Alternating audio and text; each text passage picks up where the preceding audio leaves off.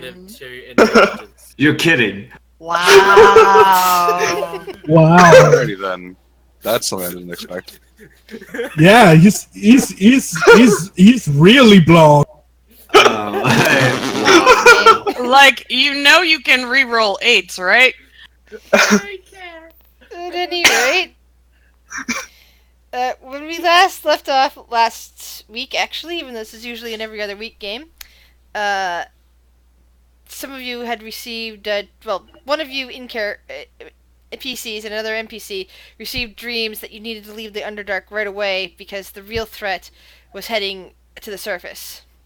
That the demons and things like the Pudding King were all distractions against what was really going on.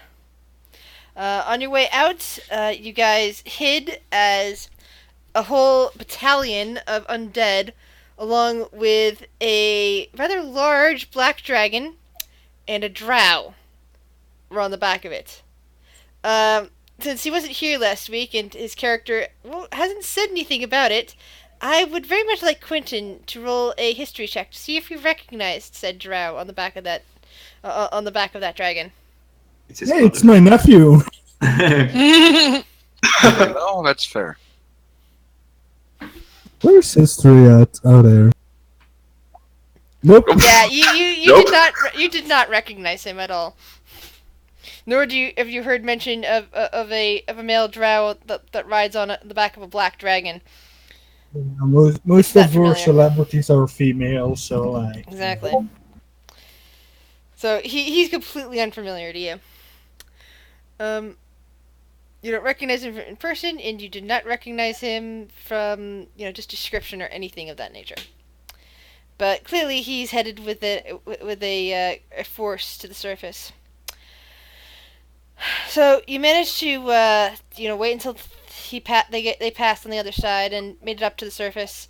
By then, it was the middle of the day, I think. And then it took a few days for you guys to make it to a road in order to get to Zaladin, which is where the NPCs are basically pointing you to. Well, the problem itself is thought by Holly, at the very least, to be over in the city-state of Ithan. The reason why you went to Zaladin first is because Megan assured you guys that there was fast transport between the two cities. Between Zaladin Prime, the capital of the Kingdom of Zaladin, and the city-state of Ithan in the middle of the Azami Desert. When you guys got to the capital and got to the castle, if you hadn't already figured it out, it was revealed that Megan was actually the princess of Zaladin. And her father was quite pleased to have her back. And that's why you guys were at a royal dinner. Daddy. Yeah. Surprise tosses confetti. Yeah, I like that. But yeah. After that, after the nice dinner with all sorts of courses and chatting and all that, you guys were taken off to rooms and allowed to sleep for the evening.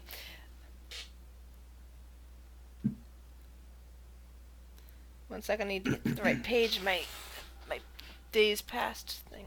Okay. So it is now the next day. You guys have been given, we're given basically a really wide guest suite with various individual rooms. None of the NPC, well, actually, Holly and Grishdrop would be with you, but Kage, who you just met, who happens to be Volt's brother, Volt and Megan are all elsewhere. Of course, this happens to be Megan's castle, so she clearly has a room of her own here somewhere. Well, Volt and Kage are both, kind of soldiers in the army, so they probably have a barracks they slept in. Speaking of which, I imagine Sir Lancelot and Char probably also had access to the barracks as well. Would that be fair to say? I mean, probably, but I don't know if Sir Lancelot is aware of it. Well, he probably would have been escorted there by Volt, Kage, and possibly Char as well. So, essentially, these are the five down here who making use of the guest suite. Athnar, Emunet, Kurt, Holly, and Grisdrop.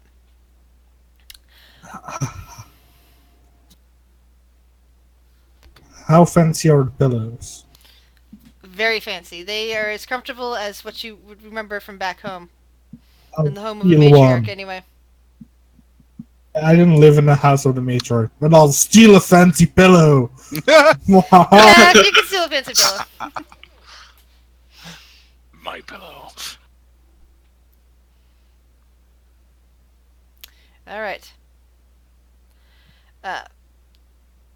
So, since this is something that the people in the barracks would already know, but it would probably come as a bit of surprise to the people who are staying in the guest rooms. But as you wake up, there is an orc man waiting for you outside the door. I'll open the door. Do I get instantly murdered because I'm a drow in the capital? No, clearly even allowed to wander around, so that you're a guest of the capital. But the orc man just kind of like looks you up and down and snorts, and then looks past you, unfolding his arms. With the compliments of the king, I've been been asked to provide you with any sort of arms and armor that you require.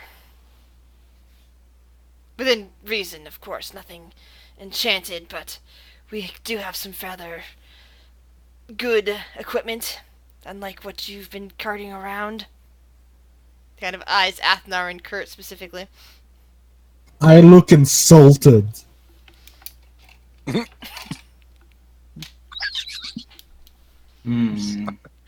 I'll have you know, these are the best ornaments available in the Drow Undercity of... Name of Drow Undercity. Afnar. That's the burn. Afnar. Everburn. It's the morning. Can you just calm down, please? I bet that's why you guys have to send all those skeletons to fight your battles for you. You're too fancy to come do it yourself. Hey! I Sir look, at the door! I Mind look him your up tongue. and I look him up and down, and I go like, "Yeah, and that's why you need us to bring your princess back." Eminette rolls her eyes and stands in front of the doorway in between Athnar and the orc man. Do you got a problem with him? The Orcman just kind of grins. No, just never thought I'd get a chance to have a verbal discourse with a drow. Congratulations, it's your lucky day. Do y'all need any armor, or can we set him on the way? Kurt is looking over his breastplate. No, I think I'm fine. Maybe I can switch out these 2 crossbows that I have for a heavy one. The orc nods. Sure, I can bring you a heavy crossbow. Or Oh, you thanks. come down to the requisition suite. Happy. Sure, Happy to do let me so. get my boots on. And what about the rest of you? Holly will look at her equipment as he's saying this and see what she's got. She looks it over and shakes her head. Sir, I think I'm fine. Thank you. And he nods a bit. Grisdrop will take a look at her equipment as well. She kind of pokes at her equipment. And kind of runs her hands at it and hands out. I want some diamond dust, though. Yeah, you're gonna have to go into town for that. That's gonna go well. She looks at her equipment and shakes her head. I'm fine too. I think I've got everything I need. And he nods. And he's kind of like looking at Emunet. And you need anything? No, I'm fine. All right. Come on, dwarf. This way. Turns around and starts heading out. Considering, Alright. Kurt, that orcs are not friendly in where you're from. This was a pretty pleasant conversation. Yeah, I'm gonna stab it in the back. Well, no, I'm just kidding. I mean, I'll help you, but No. Like, mm. I took slow on the check to see if orcs were in the cola, but They are, but they're not friendly in Kolar. are they like barbarians? Basically, yeah. Alright. There are half orcs, but there we go. Ooh. Yeah, sorry. I'm also equipping other NPCs with equipment as well. Yeah, mostly half orcs are fine down there, but like most orcs are typical D&D orcs. You're not going to find them in the cities of Kolar. Alright. That's fair. I'm keeping a respectable distance from him. And Sir Lancelot, that's a yes. Okay. As Kurt is escorted down to the to the armor and weapons suite, you'll see that Sir Lancelot is currently there getting his equipment sorted out, as is Volt, who is working on getting some plate mail.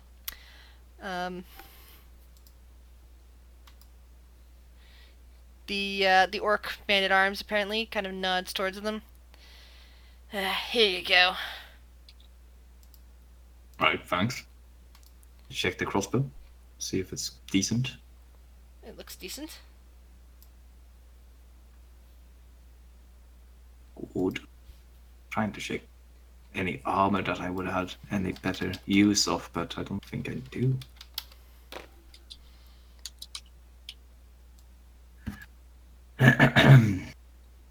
Hey, what sort No, of armor can you use? any except heavy, I think. Yeah. I don't think I want to have disadvantage on stealth checks. I'm just gonna stick with breastplate.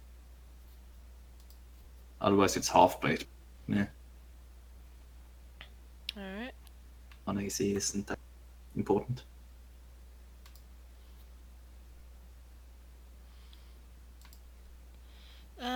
Let's see. Jim Jar's not there. So, who would like to take charge of Tobias? Yeah, I guess Tobias or Quinn. Yes, who wants to take charge of me? Who wants to take? I promise to feed you lots of coffee. I swear. Yes. Who wants to leave a take bowl care out. of the NPC token of the monk, Volt's brother, in combat, and also movement if you're wandering through a dungeon? Are we still in charge of the people we were in charge of last week? Yes. I'm in charge of no one, so I can take someone. Who is available? Just Kage. This the new one, Kage, the monk, Volt's brother. I can handle a monk. That fine with you? That okay with you, Kurt? I mean, Yeah. Tobias. All right, cool. Yeah. Uh, I didn't want him anyway. Good. You're not gonna get it back. NPC wise, in terms of NPC interaction, is still on me, and I do reserve the right to overrule you if you, for some reason, decide to try to suicide them. But other than that, you will have control with them in battle. There goes my plan. Yeah. Uh-huh. I don't think it's your joking. plan. I think it's just your state of being. Oh, Oh shit! Ooh, that one hurts. that was at the walk. No, I'm That just kidding. hurt. Thanks for the That crossbow. It just accidentally goes off in his hands. Meanwhile, Char and Sir Lancelot, a young tabaxi comes running in to the barracks to look. Actually, we're looking in the barracks. Which is Char still in the barracks? Yeah. Okay, looking in the barracks first, but also looking around for Sir Lancelot, who is elsewhere at the moment. Sir Char, I have a summons here from the king. Oh? Yes, I'm also looking for Sir Lancelot, the bugbear. Do I know where Sir Lancelot went? You may have heard him mumbling something along the lines of equipment, but yeah. Uh, Let's see, Sir Oh, he Lancelot. went to go update his equipment. Oh, okay, he's in the equipment room. I'll find him then. Thank you. Right. And I guess I'll head to where the king is. The throne room. Just, I'll bring Megan over since you're there. Alright, so meanwhile, Sir Lancelot and Kurt, you see a young tabaxi kind of running in through the door, and the young tabaxi kind of looks up at Sir Lancelot and says, Sir Lancelot, I have a summons here from the king. Will you come with me and come speak with him? Of course. Thank you, sir. Just kind of leads him out. Kurt, do you do anything? What was that? Volt just kind of looks over at Kurt and shrugs. You know, I don't know. It looked like some kind of cat. Oh, that's what you meant. No, that's a tabaxi. You've never seen a tabaxi before. You don't have them in Kolar. No? Oh. And you said something about the only elves you've ever seen are drow. Wasn't that right? Yeah, I kind of assumed they were all... Things. I guess things are kind of strange over in Kolar. You know, it's strange here. Yeah, that's fair. Don't try to blame it on Kolar. No, I'm not blaming. I'm just saying is that, no tabaxi, no elves? Well, probably going to be even stranger for you once we get to Ithan. Yeah, loving it. Meanwhile, the king, I forget if I actually said last week what he sounded like, and I may have actually said the wrong name. I was thinking about it later. It's like he sounds like Martin Sheen if I said it any other way when he speaks, but I cannot sound like that. So if you just think of his dialogue that way, that's fine. I only know what his son sounds like. Yeah, Is it similar? but yeah, he's in the throne room, as is Megan. And she's kind of looks bored sitting nearby. And the king smiles as the page shows Sir Lancelot and Charin. Ah, good. Two more of my favorite knights.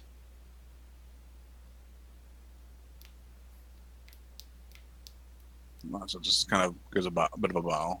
Yeah, drop bells. Well, I forgot to say this to you yesterday as we were a bit busy and pressed for time, I'm afraid. But I owe the two of you parcels of land as well. I gave some to Volt, and it's only fair that the two of you, also receive lands along with your titles.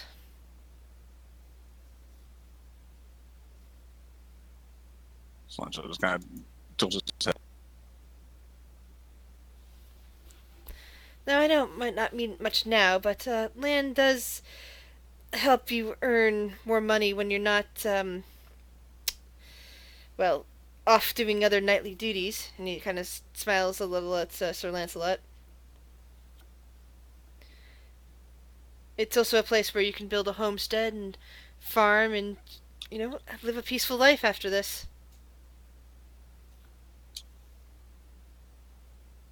He nods. But you also need a family name. Do either of you already have a family name?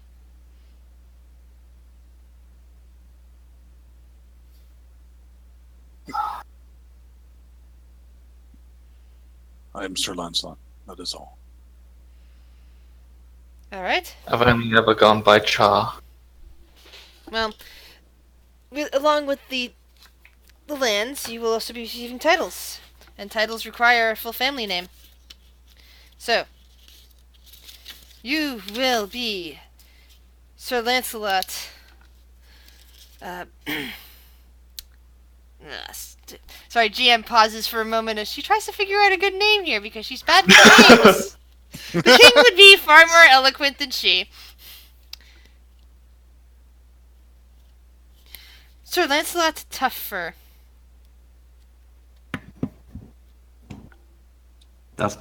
Makes him sound tougher. I approve of this. And you will be Char Davenport. Oh god. Fluffy, do you want to scream something out? I love Yeah, this. I do. So I started the adventure zone as well. Oh god, what did I do now? Davenport! Hello, South Davenport. Sorry, I've never listened to watch it. I have no idea what this guy's saying. So Fluffy and Tobias both recommended it. I highly, highly Well, support I'm their not changing the last name. That is your last name now. Oh, Davenport! Yes. Whatever, Char will still just go by Char.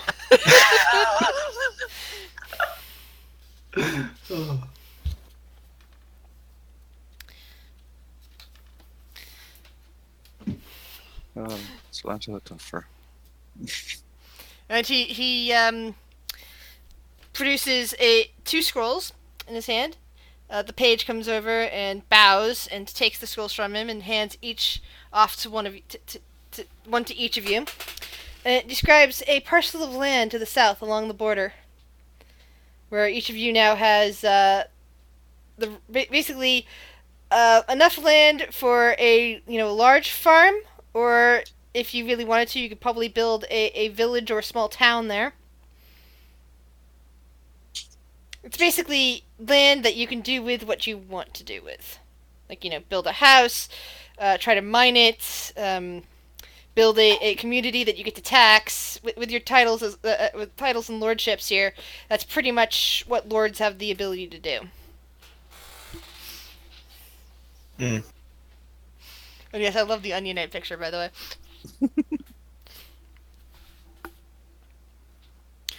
Anyway, let's see. We've covered them, and them. So, as you guys are given this titles, and are allowed to leave the presence of the king, Megan finally gets up and strolls out.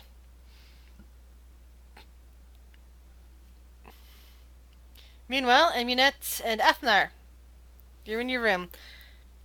What do you wish to do? Aminette's hanging out. She's cleaning up her gear. She's waiting for whatever they're gonna do next. She has no reason to leave. She doesn't want to go wandering around. She's just in the room. Another knock sounds at the door. Whose door? On the door to the guest room. It's Do you- one big room, okay. Do you want me to get it in case it's that orc again? Well, it's basically there's a main parlor that's all joined, and then there's a bunch of little rooms off of it. For each I look at privacy. I look at Aminette and go, no, I'll get it. Be my guess. I'll go to the door and open it. Hello. You're looking up at a rather tall Minotaur woman, and she kind of smiles down at you. Hello there. Oh, I've never seen a drow up close before. You haven't seen many fine people. That's a surprise.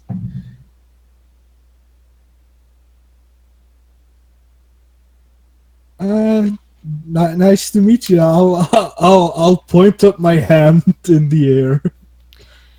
She has a few things folded over one of her large arms. Can I come in? I'll slowly lower my hand and I'll go like, sure. I I'll have step a to the few side. gifts, courtesy of the king, for you, and well, I suppose everybody who was here last night. I heard tell that there was a dwarf as well. Oh, that's nice. He just left to go get some equipment. All right. Well, I suppose it will be here waiting for him when he comes back. And she goes over to to one of the tables that's in the receiving room, and starts laying things down. Who would like to make rolls? I would. I mean, yeah, I want to roll if we're getting stuff. I don't have identify. Why? So 1d8. Okay. Ooh. Oh, I don't know if I whispered that accidentally. No, I don't think I did. And 1d100. Yeah, that's for both of you, by the way.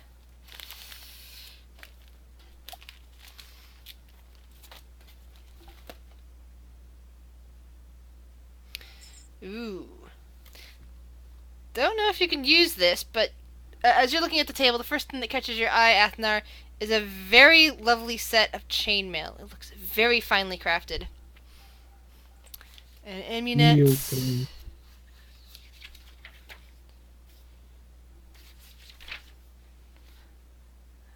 47.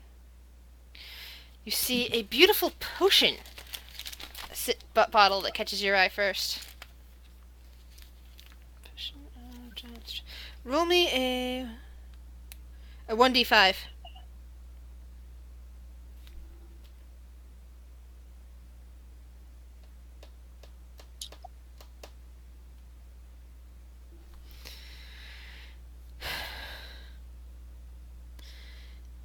It kind of looks a bit. It almost looked clear for a moment, but then it looked like it was, had swirls of silver. I'm sorry, not silver. Swirls of like cloud, and it looks like there's something small at the very bottom of the jar, like maybe like a piece of a toenail or a fingernail or something like that. But if it is, it's from a rather large toe or finger. She probably like picks up the potion and like gives it a good swirl and like, huh, interesting. I wonder if I've seen these before. Would she be familiar with this with her alchemy background? Roll. Let's see, Arcana. Make an Arcana check.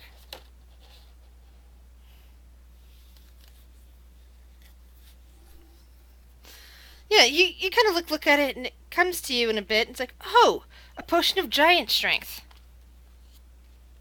Her eyes get really wide. In fact, Oh. you think that this might be a potion of cloud giant strength. Interesting nature of this. I'd imagine if somebody drank this, they'd get very strong. Interesting. This might be helpful. She pops.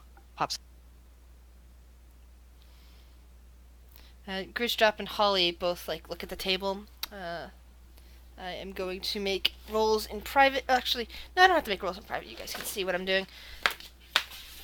I'm poking at the chainmail with my rapier, like, ew, gross human stuff.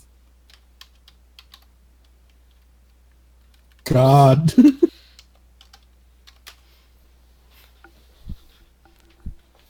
Okay, so Holly first. Actually, yeah, Holly picks up.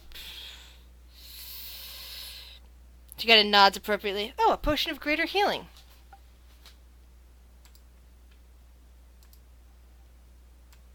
Oops. Give me 1 second. I have to actually add this to her inventory. Yay!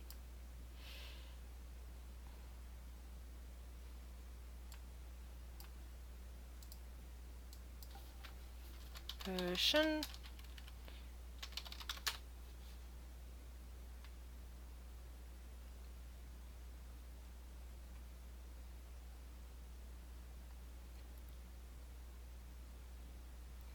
Huh.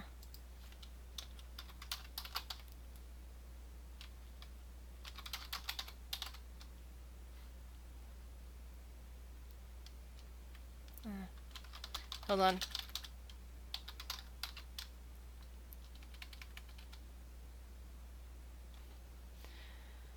apparently there's just a potion of healing in the thing over here. Interesting. Does anyone remember what the stats on a potion of greater healing are? Is it- 44 plus 4. Yeah. Mm-hmm. 4d4. Ah! Stupid thing. Why you locked? Stupid character sheet. Hold on.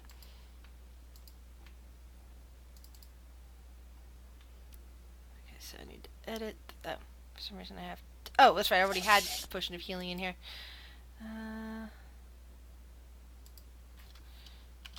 44 plus 4. There we go.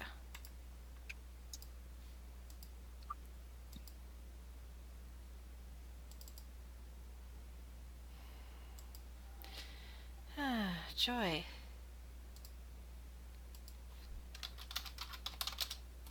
And finally, something that Grisdrop has picked up. And what was the number on that?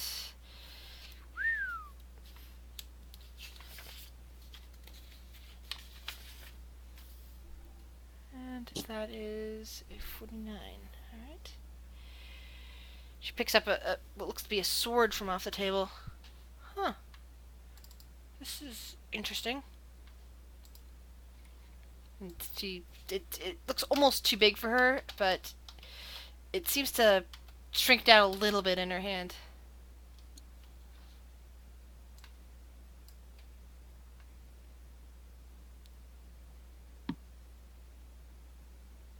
She kind of like just smiles at her companions.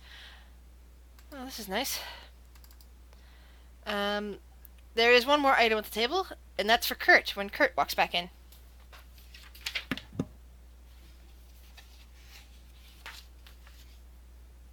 Kurt? I guess Kurt walks back in. No, I'm just like asking if you're planning on coming. In walks Kurt, a new sitcom. Well, roll a 1d100. Mm. Well, roll a 1d8 first, but yeah, 1d100. I think I roll 1d100. Oh, I did. It was just slow for some reason. 66. Yeah. Oh God. Oh no. It is the pan of devouring. No, it's not. It's a really good item that Phaedra once had, but then she sold it and bought you guys lots of good stuff. Oh my god! Dancing sword. Dancing sword! What? God. Dancing sword! It's such an awesome item! What? Yes! When was the last time Kurt wronged me? Oh, that's a sexy weapon. So as you walk over to the table, you notice that there is a single sword left on it, and apparently the Minotaur woman who had passed you in the hall said there was a gift in there waiting for you. This is apparently a gift for you. I pick up the dancing sword. It seems very lightweight, and it seems to hum with magic. I swing it. It definitely needs attunement. I sheath it and put it around my waist. On my waist. And Athnar, by the way, you ended up with chainmail +2. What? What? Whoa.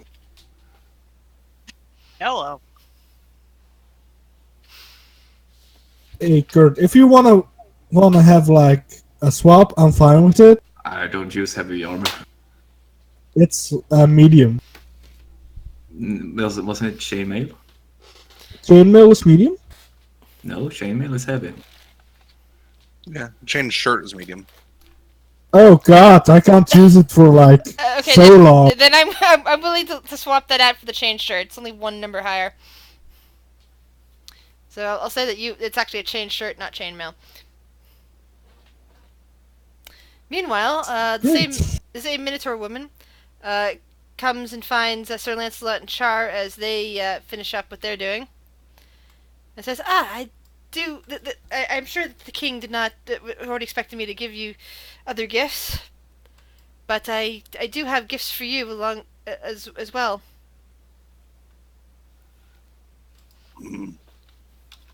Gifts. And she kind of pulls 2 items out. Again, both of you roll 1d8 and 1d100. That was just for Volt. Carapath of health, nice.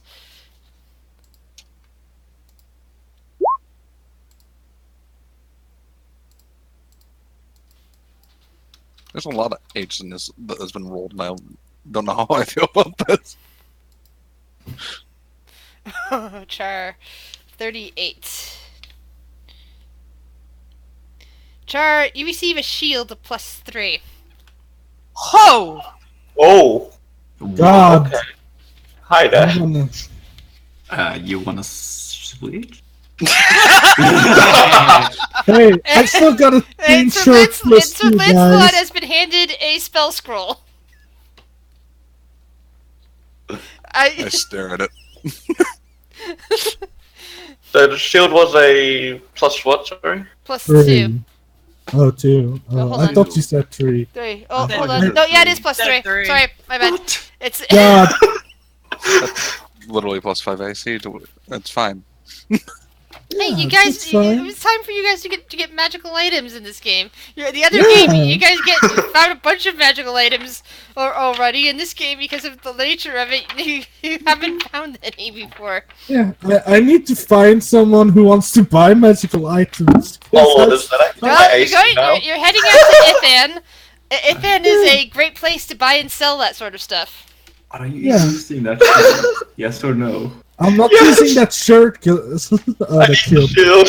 The shield's Hey, awesome. hey, aren't you a druid? Because you can't use But it metal. might be wooden shield. All right, Sir Lancelot, roll a 1d8.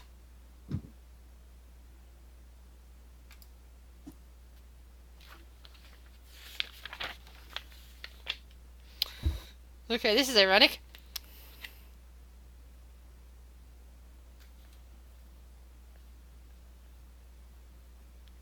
Roll a 1d13.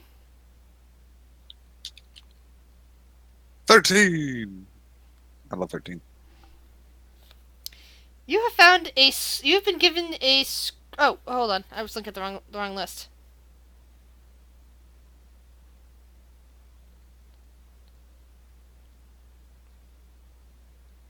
One D18 actually. Boop.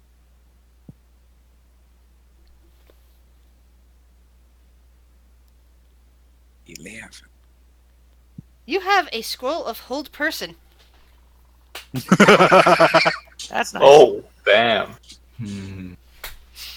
Fear me.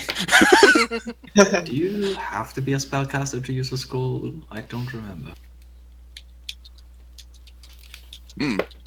I think that scrolls were meant to be one of those things that anybody could use, but you do have to succeed some sort of intelligence check to see if you actually can use it if you're not a spellcaster.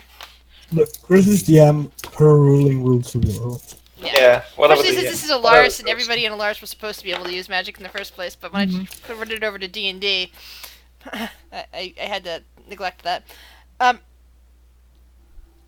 Alright. So each of you has received some sort of magical item. Some of you received some really good magical items thanks to some 8 rolls. Wow. Yeah. Yeah. Chris, I'm gonna change it back to skill mail because either way I can't wear it. Chain. Chain mail. So I'm gonna sell it for that money. Yeah, but you won't be able to sell it till you get to Ithan. Who got that tasty shield? Charted. Char. Okay. Is it a wooden shield? Please say this. It may be a wooden shield, yes, because you're a druid. I'll make the ruling that it can be a wooden shield. I think we were barking up the wrong tree. I'm safe. God damn it. Evil. I had nothing to say to that. I had nothing. A +3 shield, just 5 free Jesse. AC. Mhm. At random, roll me a 1d8 and a 1d100. 1d1. 1 and a 1. Nope. Ooh, 5. And a 1d100. 100. 70. That's an even number, and I love it. Okay, Jesse, for some reason, probably you found it somewhere at some point and have been holding onto it, or maybe it belonged to one of your parents and it's sentimental value. But It's a master sword. you happen to have a ring of spell storing. Oh, Ooh. that's cool. ooh. Want to trade? No, you don't know. You don't know this character yet, so it's like It's Walk fine, up to him and all. Anyway. It's fine. Yeah. Trade. Hopefully you roll good for your how many spell slots. Yeah. I mean, he's not a spellcaster, so after Oh, no, Well, no, he X doesn't need amount it. of time, Someone else after can X cast amount it of into it. time, Yeah. yeah, but like, I mean, why are they surrounding me? One of so many us. tokens together. One of us. Why are the knights So- surrounding me? So Correct, after you the guys center have of the been party. So after you've been properly outfitted and you've been taken back to the dining hall for breakfast, the chef happens to also be a tabaxi as you're looking in this morning, just humming away. It's And- a big cat. The tabaxi kind of looks over their shoulder and kind of raises a fur-covered brow at the drow. And it's a dark elf, it says. Never seen this before. Never seen a live one of you before either. Yeah, Uh, a lot of first times here. Is Kurt there? Yeah, I was imagining all of you are coming down to breakfast. Alright. Volt and Kurt walk Kage have come over- there, and Megan has come in there as well. Kurt walks over to the tabaxi. How do you not get fur? The tabaxi kind of looks down at Kurt. Probably the same way you don't get beard hair and everything. Oh, you grease it up so it doesn't loose?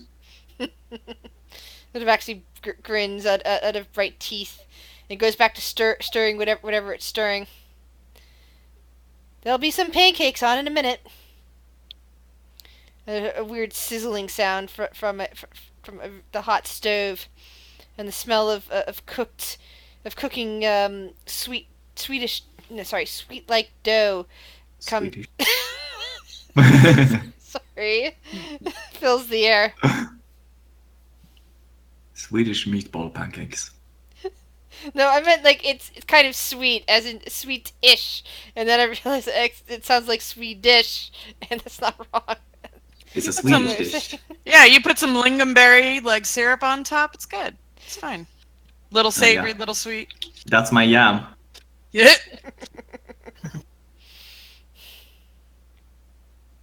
There's already some bacon on the table.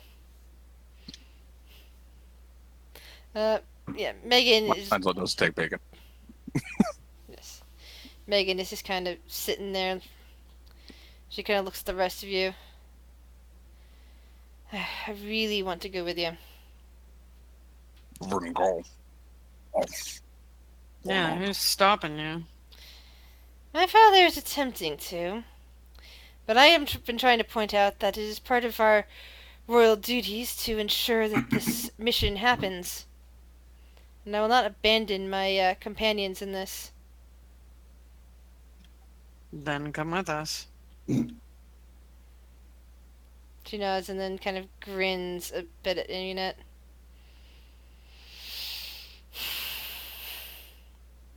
I mean, if you're gonna rule this country someday, don't mean, you want to ju- make a good impression? Just walk out. What is it gonna do? That's fair too. Lock you in a tower? No, that would be against the law, unfortunately. For him, he wishes he could. Unfortunately. Well, he wishes he could, but see, the law says that no, not even the royal family is above the law, and if every firstborn must serve in the military, that includes me. So, walk out. And I have been trying to say that this is part of the soldier's duty. And she kind of looks over towards Volt a bit for a moment, and then kind of looks back at Kurt. But I will have to, sneak out on my father, so you guys will be heading to the dragon transport soon after breakfast, yes? Pardon me. Dragon transport? Oh, I thought my father would explain to you how you were going to get to Ithan so fast. No. No, and no. Well, down towards the end of Main Street, there's a dragon transport set up. It's kind of off to the western side of the city. Uh, there, you'll be able to ride on a gondola suspended between two adult dragons, large dragons actually, both bronzes. They tend to make that route back and forth. It is part of their duties. Part of the dragon's duties. Well, yes, they're people too, you know. All right. This country was founded on dragon and I would say people, except like I just said, they are people too. But I'm saying people are sized corporation. Humanoid. There, that's a good word. Kurt looks odd at Lancelot. Refnar looks dumbfounded. Like, what the hell are these people talking about? How By do the way, you he's know that still just word? grabbing more bacon. I imagine Aminette is like going to town on some pancakes right now because that Yeah. sounded actually really good Yeah, a to stack the of player pancakes was and the character. a sack of pancakes is delivered by a small brass kobold who's busy carrying it out from the kitchen. Like whole silver dollar pancake, like in the mouth. I would, but I'm pretty sure the cat lady poisoned it, because that's how drow culture works.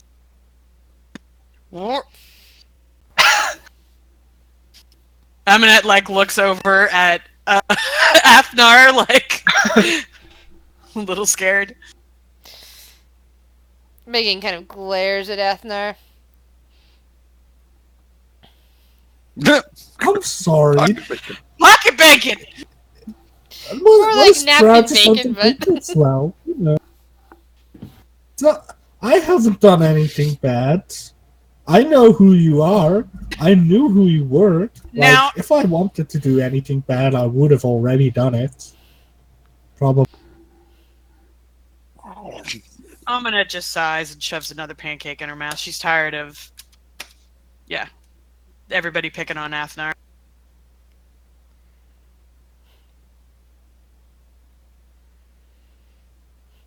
Grisdrop is looking a bit. She's not sure what to do. She's kind of got that look on her face that she had last night at dinner. And she carefully reaches for a slice of bacon and carefully starts to eat it.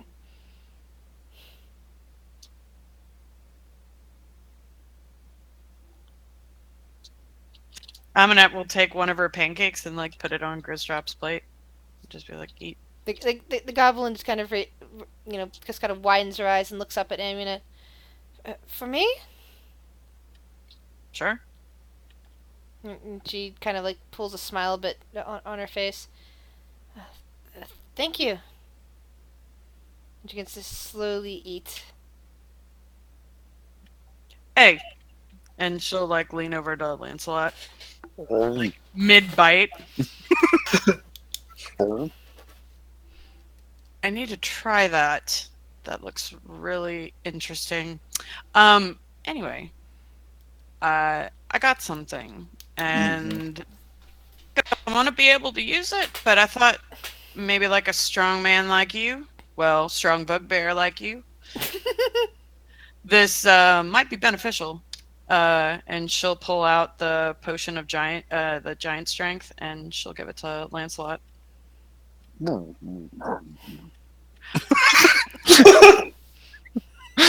just like, cannot talk. I love it. She'll just smile and nod and give him like a little pat. I'm not. Added strength really doesn't do anything for me, but for you, that'd be terrifying.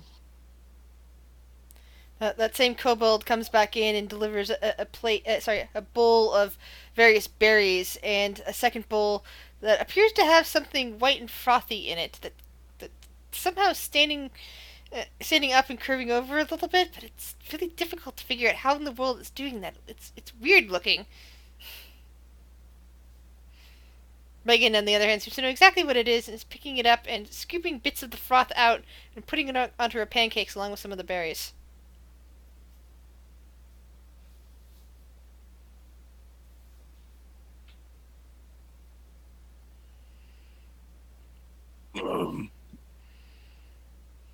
I also got this. He holds up the scroll. That's interesting. Piece of paper. Magic scroll. I think Yeah. it says hold person. It can probably hold the person. I don't know if a piece of paper can hold a person. Just imagine if you were to use that spell and then go charging at something. I would imagine that would not go very well. I imagine not so much for them. Especially if I were by a cliff.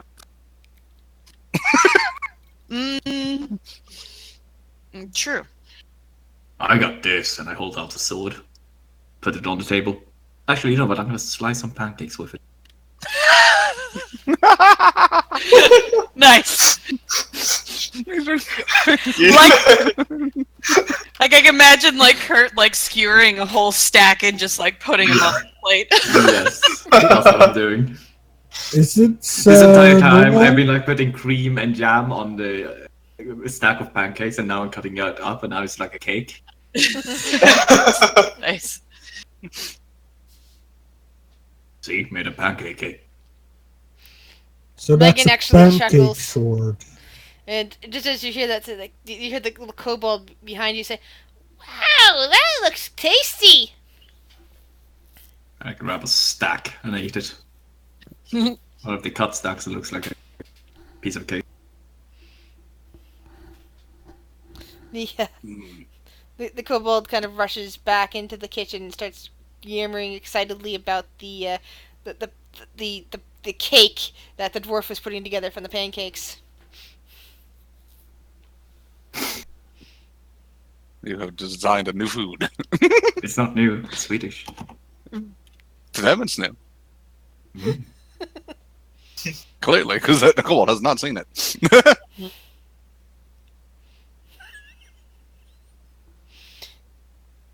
Pancake cake. I need to make that at some point. Not right now, though. I can't. I can't chew anything properly because of my tooth. But yeah, hopefully I'll be able to find a place I'll fix it this week. Anyway,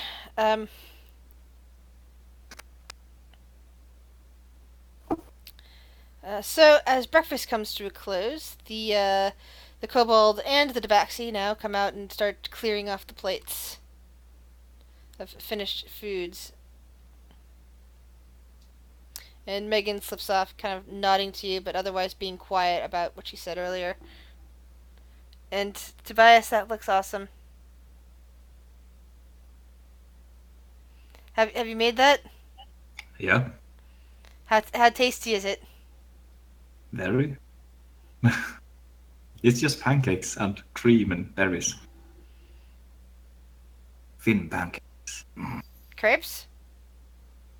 No, in Sweden they're pancakes, not crepes. Hmm. You make them in a pan. Well, true. We call them crepe-style pancakes, then. To be that thin. It's okay to be wrong. Yeah, no. Damn. That You is go, the dude. reaction I hoped for. That is the reaction I hoped for.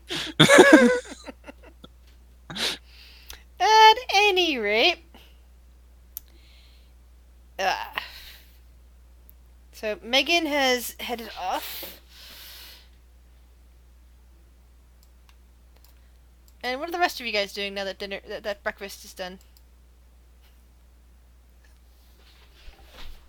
Mm, Amanet's gonna lean over to Holly. Actually, not being in private. She's just gonna kind of like give her some attention and just be like, "So this temple you're meant to be protecting, or your order's protecting, or whatever, where we're going, can you tell us some more about it? About the land around it? You said it was in a desert." Yes, it's in the Azami Desert. It's due east of due northeast of Ithan, but it's up against the inlet of the mountains, the Odling Mountains that separate the north and the south of this section of Eberus. Uh, there's one little chunk that heads south a bit, and the temple is on the very southern tip of that, and the city of Ithan kind of spread out from there, from the people who would, well, camp on their pilgrimage to that temple. And the contents of this temple. What temple to? The Divine Light, of course.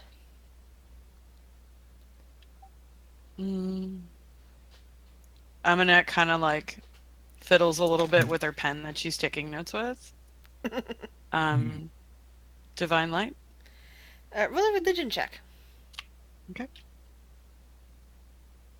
This is not something we revere down in Kolor, is it?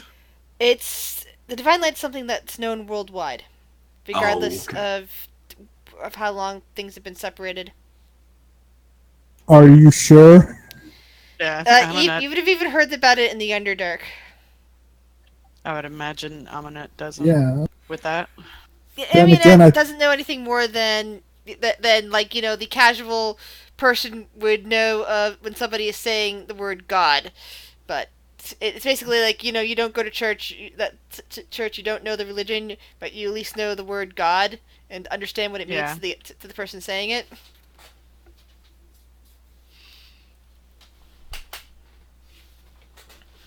But beyond that, you know nothing. So this Divine Light, this temple, what's so special about it? Holly kind of looks at Amunet. I don't know your education or your background, but have you heard of the Sundering? No. Alright. Thousands of years ago, before the Sundering, there were very magical empires and all sorts of things that would be considered advanced by today's standards. Weird, just, you know, primitives that have been rebuilding things since then. But the Sundering happened. Magic just went haywire. And for 1,000 years, the continents rearranged themselves. Lands thought to be from other worlds appeared. Lands from our world probably disappeared into other worlds. Races completely vanished. Others that had no connection to here before appeared on the scene. All sorts of terrible things.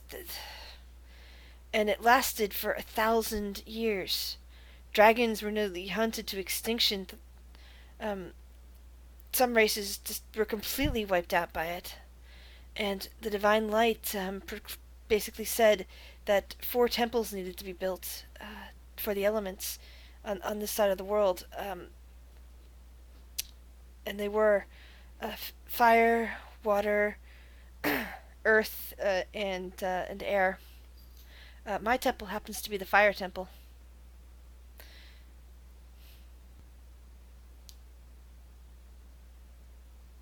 I see.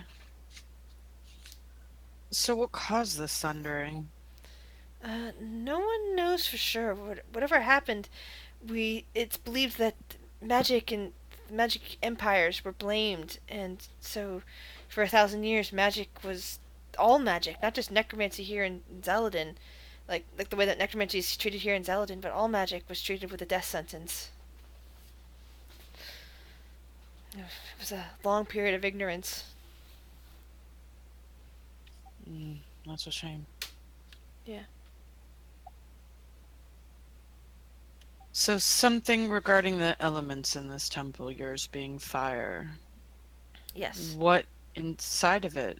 Is there an elemental aspect? Change this balance, or what makes it fire? It's hard to explain, and some of that is only known to those who undergo the pilgrimage.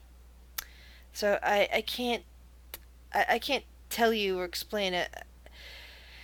If you wish to go on the pilgrimage, you will have a better understanding. But trying to explain it outright, that's almost as bad as well. She kind of grimaces. Like I said, it's hard for me to explain even my justification for it. It's just something I know as the High Priestess. Can we leave it at that? She nods. This pilgrimage, you mean just for us to go there? Well, when I went on my original pilgrimage, yes, I had to visit all four temples throughout the world. And after the pilgrimage, I was soon became the High Priestess of the Divine Light, and because I live in Ithan, my temple, that became my temple to live in. All right. One last question. I know I'm tapping you a lot, Holly. Where are the other 3 temples? One is the Earth Temple is far to the north, over in the continent of Meeg. It's on the top of a mountain, said to be guarded by silver dragons. The Water Temple is somewhere to the west, out in the ocean, somewhere on a small island. Supposedly inside she thinks for a moment, a caldera, an extinct caldera, I believe, that's been filled up with water. And the last one is far to the east. She rattles off another continent name, which for some reason I just realized now I do not have written down anywhere. In the midst of a large forest. And that would be the Earth. Oh, that's right. Did I say Earth or air earlier? Because I meant to say air when I. Yeah, I meant to say air. Sorry, I do that. Okay. I meant to say air when it said tall up in the mountains, protected by silver dragons. That was the air temple. Then the Earth temple is the one surrounded by forest. That makes sense. Gotcha. So yes, the air temple is All guarded. right. Is guarded by a family, a large family, a clan even, you could say, and looked after and cared for by silver dragons. The water temple supposedly doesn't have any guardians, although getting there is very difficult. And far to the east, in the Earth Temple, there are elves that live in that region that they keep it sacred. The Fire Temple has been watched over by the town and now city of Ithan for many generations. Well, if my lady and your visions are correct, I would imagine if your fire temple is in danger, I would imagine the other 3 might be as well. Do you have a way to communicate with them to make sure they know what's coming?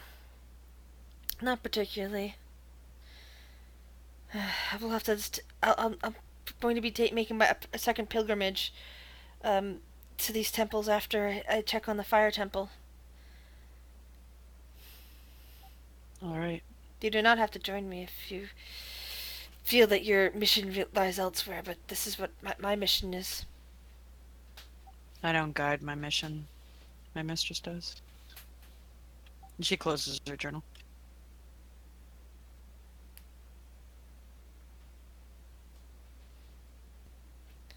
And And Holly looks over at the rest of you. That goes for all of you, of course. If you do not feel up for the task of on such a holy pilgrimage, then I will understand.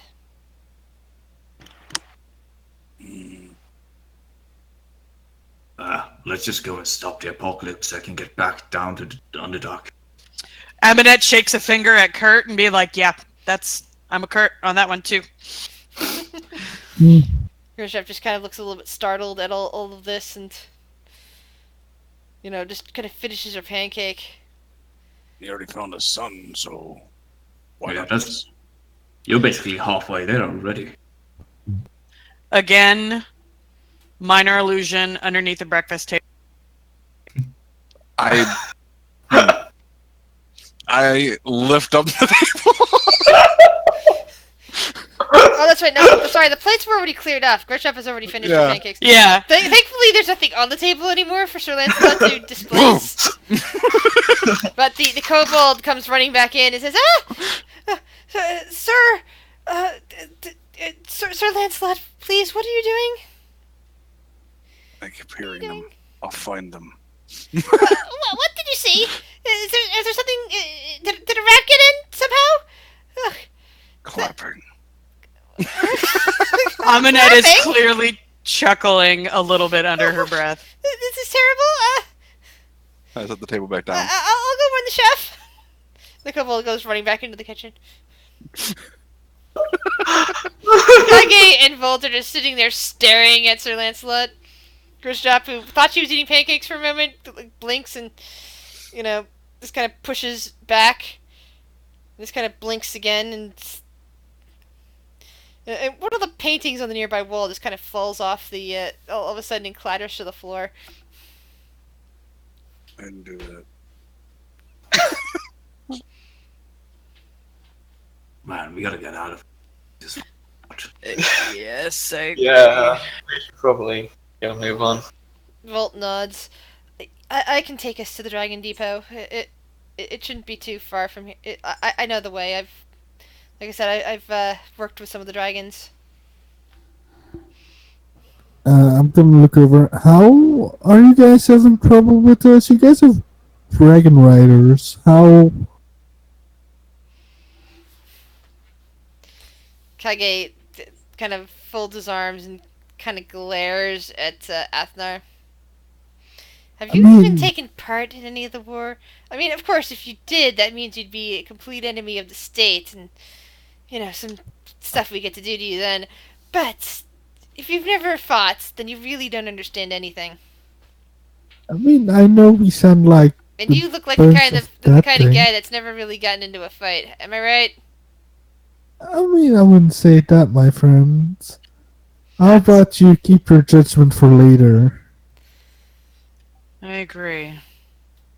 Judging Pretty on service boy. value seems quite ignorant.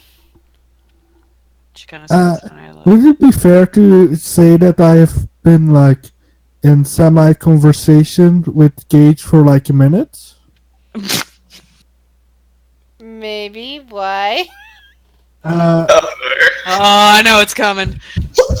Because this went tits up last time. About, you don't make your judgments that quickly, because I know some things, and I just wink. And he now thinks that I know a mortifying secret about him for the next hour. And he's scared. He has a wisdom saving throw, and you currently have to roll for him, so make a roll. Yes, please fail. This is good because I rolled shitty the last few weeks. You say that. Maybe, you say that, and then it's like natural fucking 20. Mm-hmm. Yes. Nope. Not this time. Volt, who sees his brother's eyes go wide, reaches over and smacks Athnar on the back of the head. What? You're a terrible person, Athnar. Now, He doesn't know anything. He doesn't know anything. Release my brother from that spell. That's not even a spell. He doesn't. How does he know? No, Chris. How does he know? I was just talking about him and I winked at him. He might think I'm into him, but that's Yeah, can't even Hold go up, for that's a that. different spell. That's a different kind of spell. That's a different kind of spell. I mean, I can cast that one too, but I'm not doing anything to him. He just is imagining things. Kaka goes over to talk with Holly. Oh God, oh God. Anyway, so Volt, after smacking Athnar in the back of the head, assuming that he said something to his brother to make his brother get that weird look in his eye, leads the party off out of the castle and towards the Dragon Depot. Well, as you approach, you see two rather large brass dragons. They're sitting side by side, looking very comfortable, but they both have chains kind of around around their. I guess the best place for it to be balanced would probably be around their necks, like big collars that are then linked together. Down to what looks like a strange, large carriage without wheels. There is also a strange elven man who seems to be tending to this. And Jesse, would you like to introduce your character to everybody? He is currently wearing a green hooded sort of thing. Green hood. He's got blonde hair, dark blue eyes. He's patting. They are dragons, right? Yeah, brass dragons. They're He's they're patting one of people. them. They talk to you sometimes. Okay, never mind. He's not patting one of them. That'd be weird. He's just chilling there, just back up against the carriage, one leg up higher than the other, just chilling like a villain. Captain Yeah. Morgan style. Got it. And he does not tend to have a smile on his face. It's just a resting bitch face. Huzzah. Oh, and you see a shield and a sword that's been colored in a little bit. All right. So one of the dragons looks over towards you and kind of tilts its head a bit. You must be our passengers. Sir Lancelot Tougher. Yes, we were told to expect a party for transport over to Ithan. Wait, Lancelot, what's your last name? Isn't Tougher. Tougher? You're Tougher. oh The fur. tougher. I have been given a name You Did you got need to a go name? more often? and land. You got Like in a jar or like? yeah, like a jar of dirt. What do No, you mean? like you got actual- land? A spot around in the kingdom. Why'd you get land? What? He shrugs. He has no clue. I found the sun.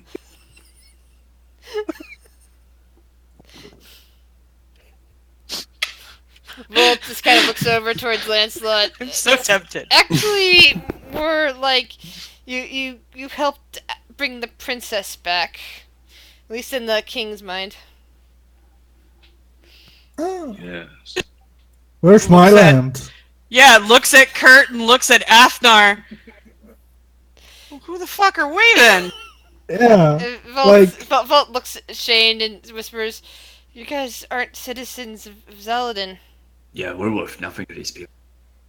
Apparently. Don't Sir worry about Lancelot it. looks at you and goes, "You're Amunet and you're Kurt." Oh, thanks. I'm Where's not that? anything. Yeah, it gave Let's- double let's pat on the actually- shoulder. Thanks, buddy. I'll have you know, my lady, I am a knight. I tell Sir Lancelot to look over there.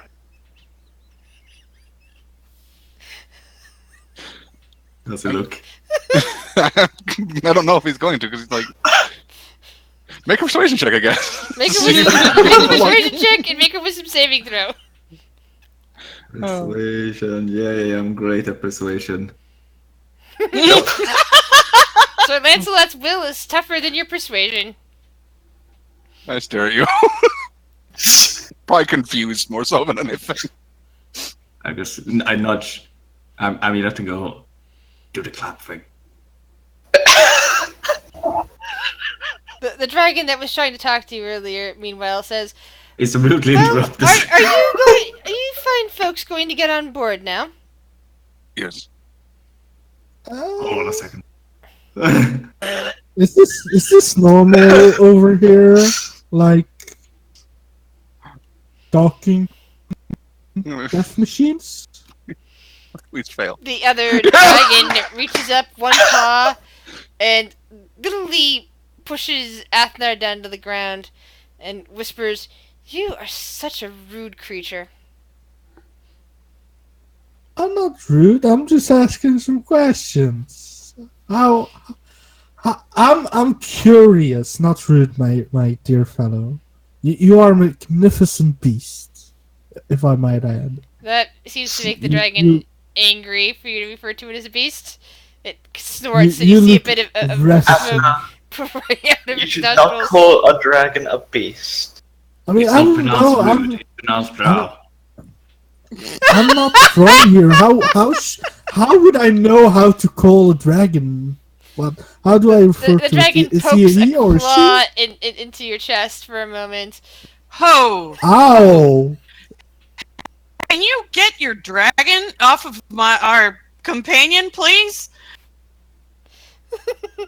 I cast feign death on myself. Hey, sir. Takes an Excuse me, hour. Our sir. cast. It takes an hour to cast. I start casting for an hour. It's just me. Does that spell look weird? Like when it says casting time 1 hour, but duration is 1 action. I think it's Oh, because of yeah. the way it's used. It's not meant to be used in combat whatsoever. It's meant to be used the way you guys used it for that cult hijinks. Remember? Mm. No, Yeah. I remember that. Yeah, that was Yeah. a perfect use of feigned death. It was. Now I'm Now, gonna frame a What you dragon guys for my ended up- murder. That's what you ended up guys doing. By the way, into the carriage, looking for the clapping. I mean, I would, but I'm stuck under a dragon, so I can't go. No, the dragon didn't push you. The dragon was just tapping you in the chest with a claw, and you're not trapped under anything. Okay. How about I'm gonna slowly walk towards the carriage. I'm gonna look back. Is this safe? It Well, looks kind of scary. Volt says it should be safe enough, assuming that nothing attacks the dragons. Oh, safe enough. Okay. Then the first dragon chuckles and says, "Well, as long as Pink remembers to give you all of your featherfall amulets, you should be fine." And Pink, you have about 10 amulets on you that look like a petrified feather. They're a one-use item, and how they work is if you are falling outside of that particular carriage because it has an enchantment on it, Pushed out. you automatically you automatically get featherfall cast on you, and the amulet vanishes. Cool. So it's kind of like the equivalent of life preserver. Efnar gets a big ass grin when he hears the name Pink. He's like, "Oh, I'm gonna enjoy myself." No, he hasn't. God damn it, fuck. I haven't said my name. I used a fake name with those guys. Let's Yeah, say but the dragon. See, I was just The thinking dragons. that Pink was your fake name, so. if you look, I did make a note before we started. Oh, sorry, I didn't. I in wasn't the looking. bio. I wasn't I made a re-looking at fake the name. at the bio before we started on that. Darn, I just wanted to call you Pinky. Alright. Like, Thank Alright, you. Taurus then. Taurus is the name being called. for us? Taurus. I mean, I mean, I can't pronounce that very easily. Taurus. could you? Or Yeah. Could you type in the chat? I mean, Evnor is still having a big ass grin because he has some ideas already. True. That's Oh, another one. goody. Maybe don't annoy the person who Thanks. practically has the amulet that we need to not die if something happens to the card. I haven't done anything yet. yet. You have a big grin. I know where that goes. Look, I'm a drow. We have big grins. That's how we laugh. That's our friendly smile. Like super forced smile.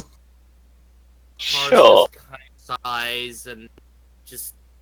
Can you guys just get in already and get this over and done? We'll get in when we're ready, thank you. Can we get to those don't fall to your death amulets, please, Taurus? He goes around handing everyone one. Thank you, my friend. Which means you still have one left for yourself. Question. Has anybody seen Megan?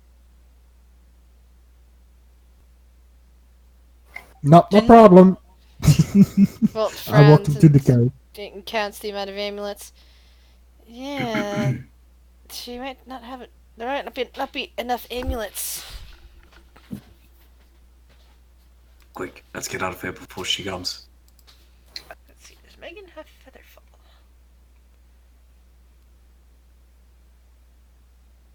Evnor goes, don't worry about it. It's fine. No, she does not. Actually, she should. I don't have enough spells for her, do I? God damn it. Kurt gets into the carriage. Yeah, Charles, get in the carriage. So I'm just like looking underneath whatever seats. At this point, Megan just kind of slides in as Pink is doing whatever he needs to do to get things ready. Why? I'm guessing you told your father. No, I didn't. Her Majesty has arrived. And I make And she's dressed in her armor, not the dress that she was wearing earlier. Kurt Actually, is, Kurt is she like seems to be dressed in better armor than you last saw her in. Kurt is cupping his hands around his mouth and like looking out of the carriage, just fake shouting like, "Quick, guards! She's getting away!" Actually, she should probably have that spell. Let's just give her that spell.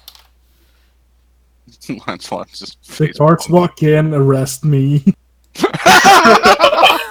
Yeah, racial profiling. Taurus will look at the newcomer and just go, "Sorry, we're pretty much. I don't have any more trinkets." That's okay. I can cast the spell myself if need be.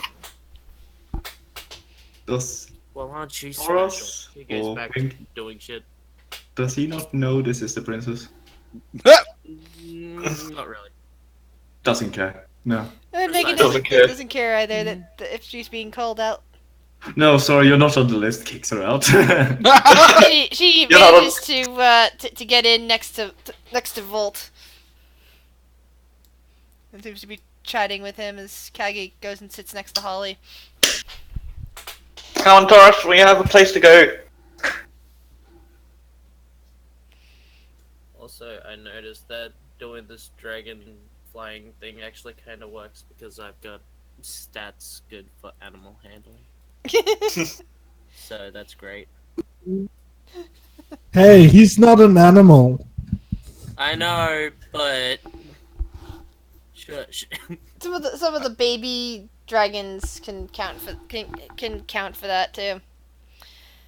So the other dragon, the one that was poking Athnar, kind of looks over towards Pink, and moves a claw towards the hood, and says, "You really should get on board. We shouldn't be crouched here all day with these passengers. We want to get on to Ithan."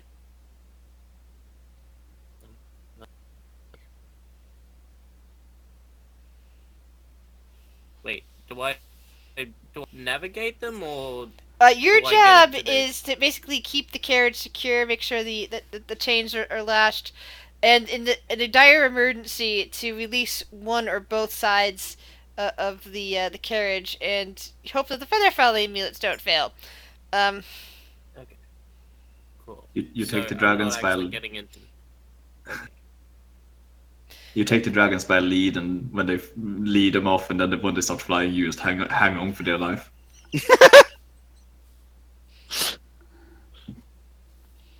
This is fine. Basically, you get strapped in on top of the carriage. Out there, Flawless Like I plan. said, it's like riding a horse, just with extra steps. yep. No steps, they have wings. Yeah, that's what I was saying. Actually, they do take a few steps. They take as soon as everyone's in the carriage, the doors are secured, and Pink is Taurus is strapped in up top. The dragons in tandem take a few steps, leap into the air, and begin to fly. So what you're telling Stretching me is that they out have far a enough. runway.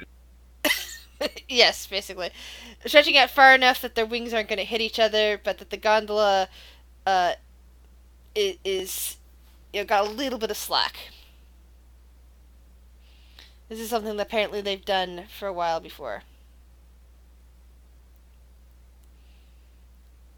This is probably a new experience for just about all of you. And Taurus's favorite part because it's quiet up there. Yeah. If you want quiet, this party is not the one for it. And Athnar pukes up breakfast. Not being used to Oh. this whatsoever. Yes, joke's on you. I didn't have any breakfast. Then he pukes up Vile, which is even worse. His head begins to spin and he passes out. They poisoned me, I told you. Are you okay there, Afna? I go to open the door and like maybe we should just push him off. No, no, Maybe you should feed him, Kurt. Let me see what I have. Aminette opens the bag of holding for Kurt. Don't worry, I have something here. Okay. Just let me know. See here. Never fly on an empty stomach. You know what? It's kind of expensive, but I feel like he could use the minerals. And I take out some earth element. Wait, I missed that. What did you take out? Earth and elemental bits. Okay. I kind of crush them into a small powder using a mortar and pestle, and then I just open its mouth and just drop it in. Underneath you, as the carriage follows the road, you seem to be now going over a vast forest. Grisdrop kind of pokes her head out, looking at the view, looking at the window, basically, and just kind of lets out a sigh. I think my home is somewhere in there, underground. What was the landscape under us? You've gone into the Forest. forest west of the capital of Zaladin. Alright, Do I basically see where her we came head from. sticking out? What? Do I see her head sticking out? Not from your position on the carriage, no. Okay. So, you know how dogs like to stick their head out of a carriage? Oh God.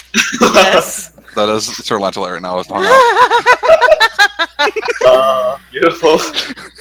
Beautiful Meanwhile, is right. Athar, roll another Constitution saving throw at disadvantage because you're unconscious. I'm also gonna give him some water with that mineral. What? Not mineral. Those minerals. Mineral water. It's mineral water. Oh God. Oh, mineral water. Underdark Fiji water. Oh man, the payback is gonna be hard, man. You anger Knight of the Pudding King. Would you say it would be rock hard?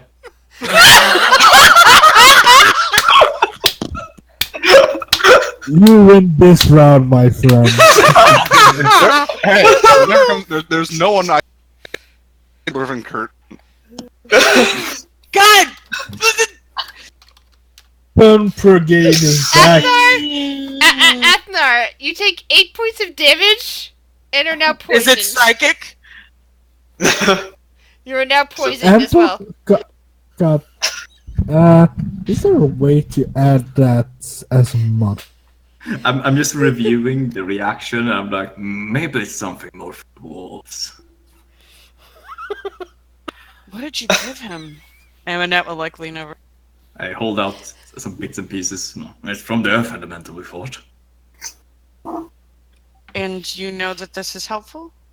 No? She just kind of like nods and looks down a little lower. So, actually, yes. Now. Now? Now. How does he look like a lighter shade of purple? Chris, by the way, I looked it up and Feign Death is actually an action to cast.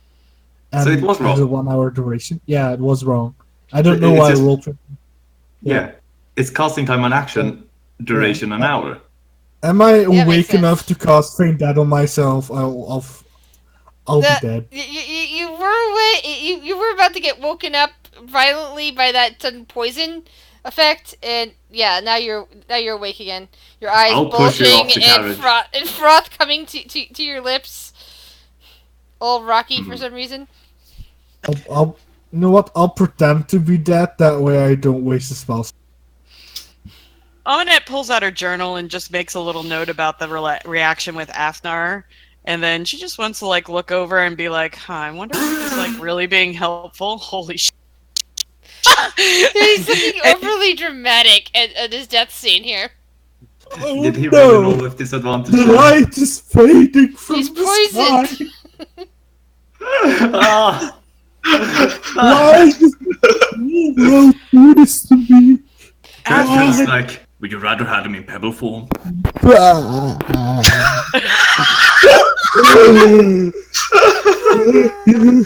Why? Oh, why? They're a little bit chewy. This is an odd reaction to Earth Elemental pieces. I will just say this right now. What is other reactions?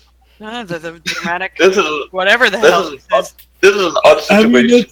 It is writing down pebbles effective against Drow using combat. Well, she didn't make a check, but yeah, that's what she was wanting to know, if like he's actually being helpful or not, because he said he was helping, but she. So I'm guessing that would be like what, medicine? Medicine check, yes.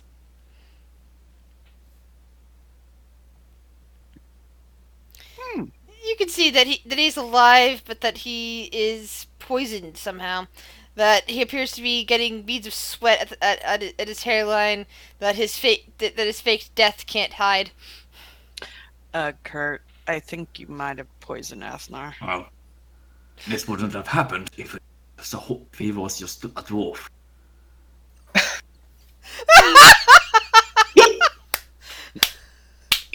Well, I can't say that you're wrong. But maybe no more earth bits for Athnar. I'm making a note of this here. And what did you mean by pebble form? Well, they're in pebbles. I hold out they're actually chunks. I ground it up. Oh, okay.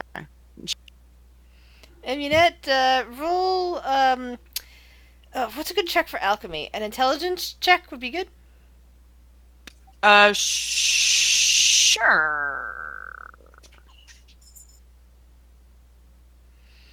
Just straight intelligence, or do you want my Straight tool intelligence. set?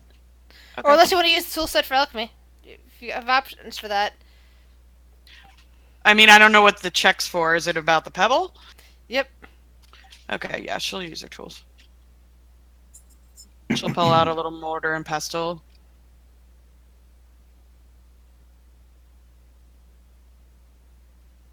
Yeah, you realize that, that Kurt has fed Athnar arsenic.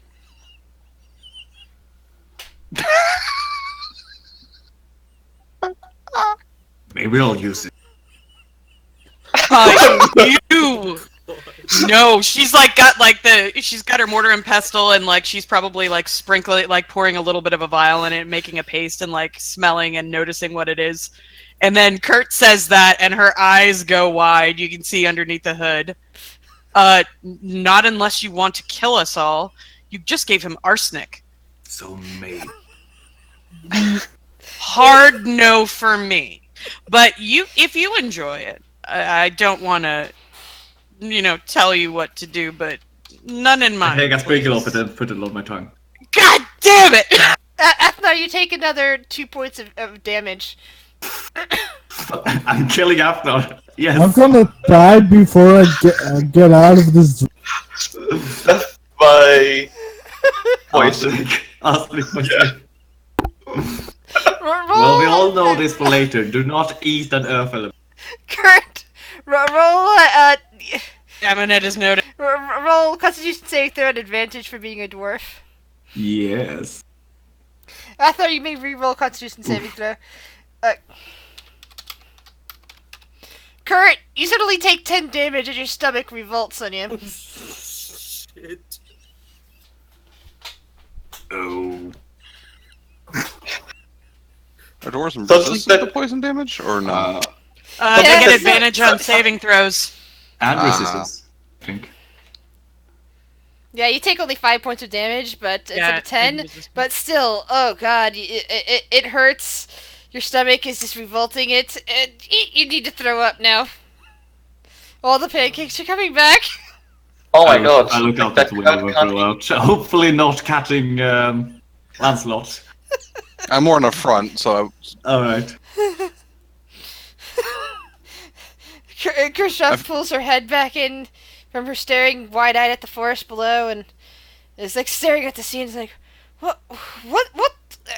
Are you guys sick? We're fine. We're just doing a little experimentation. It's okay. Yeah, we're just doing experimentation. Efnar is like dying on the floor of the cart. I hate this job.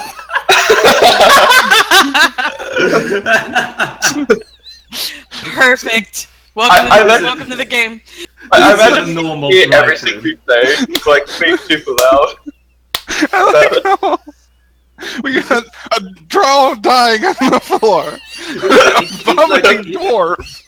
He's like a resentful bus driver. Ah man, I gotta clean this up for later. Oh, Alright, Amulet. we have broken the DM. Amulet. Yes, Kurt. I realize that this might not be suitable for dining. You think? Looking at the vomiting dwarf and then the dying. After extensive testing. Lots of research, right? Yes. I have decided maybe you want it for alchemy reasons. Sure. Yeah. I'll give Her you- eyes. I will give you 4 chunks of elemental bits. Earth elemental bits. Thank you. And she'll put it in her alchemy kit. Thanks. Excellent. You now have arsenic. Makes note. Do not digest. Now you have something to make potent poison with. Yep. She's already got some other poison too, so she'll be making Good something to with that know. later. Yep. The things people pick up from random elements in this game. Hey. Waste not, want not, man. I still have fish from the underdog. I believe it's rotten. Oh yeah, I think I have like. But unfortunately, like- since you didn't bury it anywhere, it's not turning into a delicacy. Unfortunately. Oh darn! I should have buried it. I have Could I- 2 different types of goo. Could I have kept it in a sealed barrel? Sorry, you didn't have it at the time. Darn! Rotten. I forget what the name of that dish is, but you would. It's from your country, isn't it? Surström. Oh yes. Isn't that supposed to stink like hell? Yes, it's illegal to open in public places. Like a Oh. durian. Durians are supposed to be a good acquired taste too, but you can't. It's illegal to open them in Singapore or some other East Asian countries in a public enclosed space. I had a person from my school open one of those and leave it in the ventilation system in the school. Oh, what the fuck? Dear Lord. He got suspended. What? Why would you suspend someone who did that? It's like, that's normal. Just as I was taking a swig of water, you say that. What else Chris, would we we do? covered this before. You know better. Yeah, you know better Yeah, not but to it is in the drink water. while we're playing D&D. Tobias, that sounds like a Will thing to do. To fucking put something into some sort of ventilation to Hey, make where do you think I get my inspiration from? God damn it. Anyway, so as if you're observing the outside at all, yes, it is a typical day in D&D. People who are watching, as you guys, any of you guys who happen to be out looking outside, oh, the one person who is the one who just went AFK. All right, we'll wait a minute then. Do we want to take a break then? Actually, I guess now would be a great time for a break. Be right back in 5-10 minutes, guys. Okay, doke. Alright. Tobias, Yeah. high five. Have fun. I'll be right back. Thing is, I'm just wondering how I'm gonna get Taurus to follow you guys.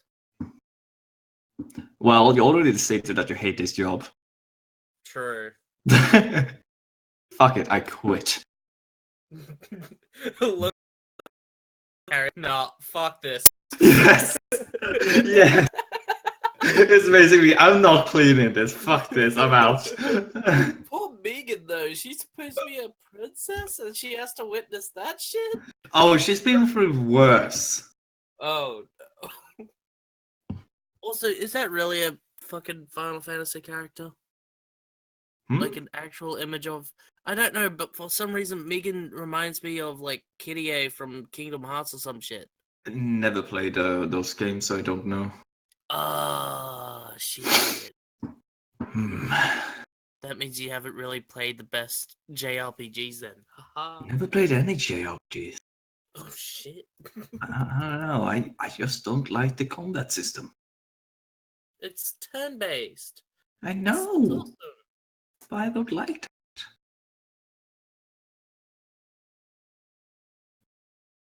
How to make it, how to say a name. I mean, I know how to say a name, but I don't know how to fucking spell. Oh, I think I found. No.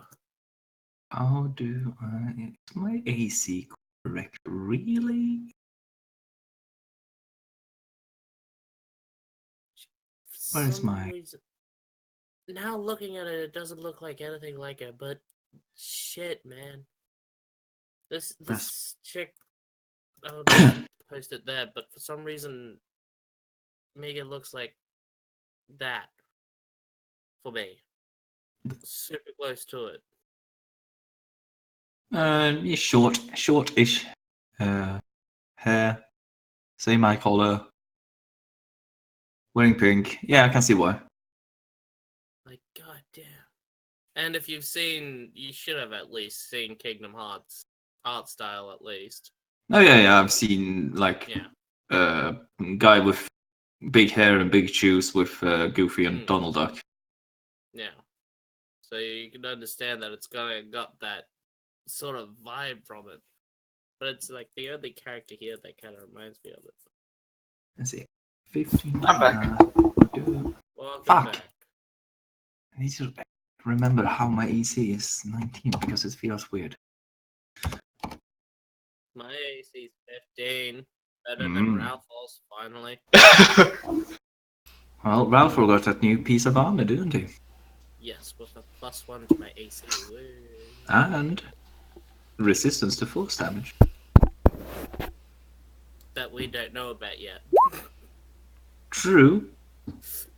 You're still gonna have to work on your excuse for not knowing what you bought. I just found this in the dumpster. What while I was chasing that bird? Work, right?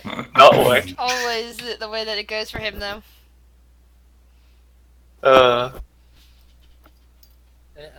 just found it. I mean, sure, it was inside the bird. Wait. What?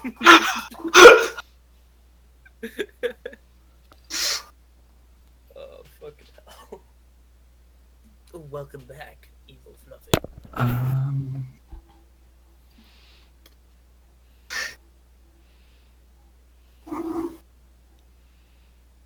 Why are you dotting? That's why.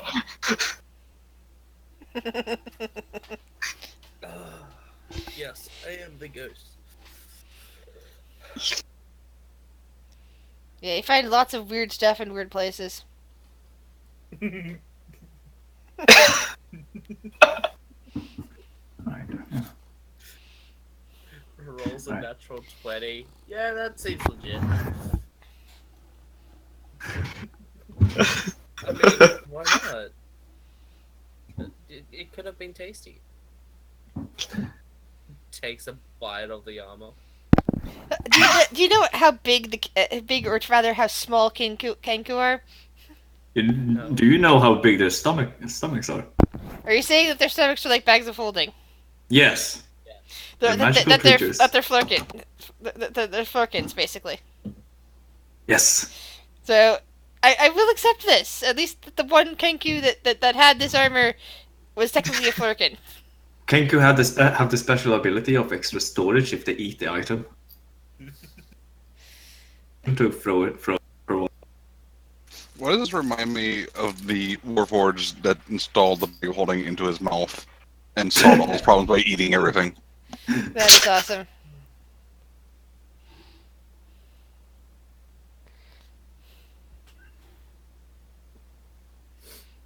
Ugh. Fun. This game's fun. Yeah, if you'd like to laugh. Yeah, I was chatting about you again to the random guy in a store today, What? saying how much we liked you. Oh. I'm not that likable though. Am I? Of course you are. I mean, I'm a character, sure, but I'm not that big of a okay, maybe I am. But golden guys don't mean nothing. That's a double negative. That doesn't mean something. Jeez. Now, 'cause I was picking up the latest book with the early release cover at that store that I bought Waterdeep Dragon Heist at last year, and that brought up me talking about you because that's about when you joined. Oh, I Saying get taught. yeah, saying how a friend of one of the players, join us who had never played D&D before, and we when he got into role playing at last, we were all so proud of him. I mean, I really do like D&D. Exactly. That's why we love having you here, and we love having you in this game too. I wanted to make a not so jokey character, but in about that anyway. You never know what's gonna happen after the roll of the dice. Hey, that's my spot. Don't steal it. Don't worry, I'll die soon enough.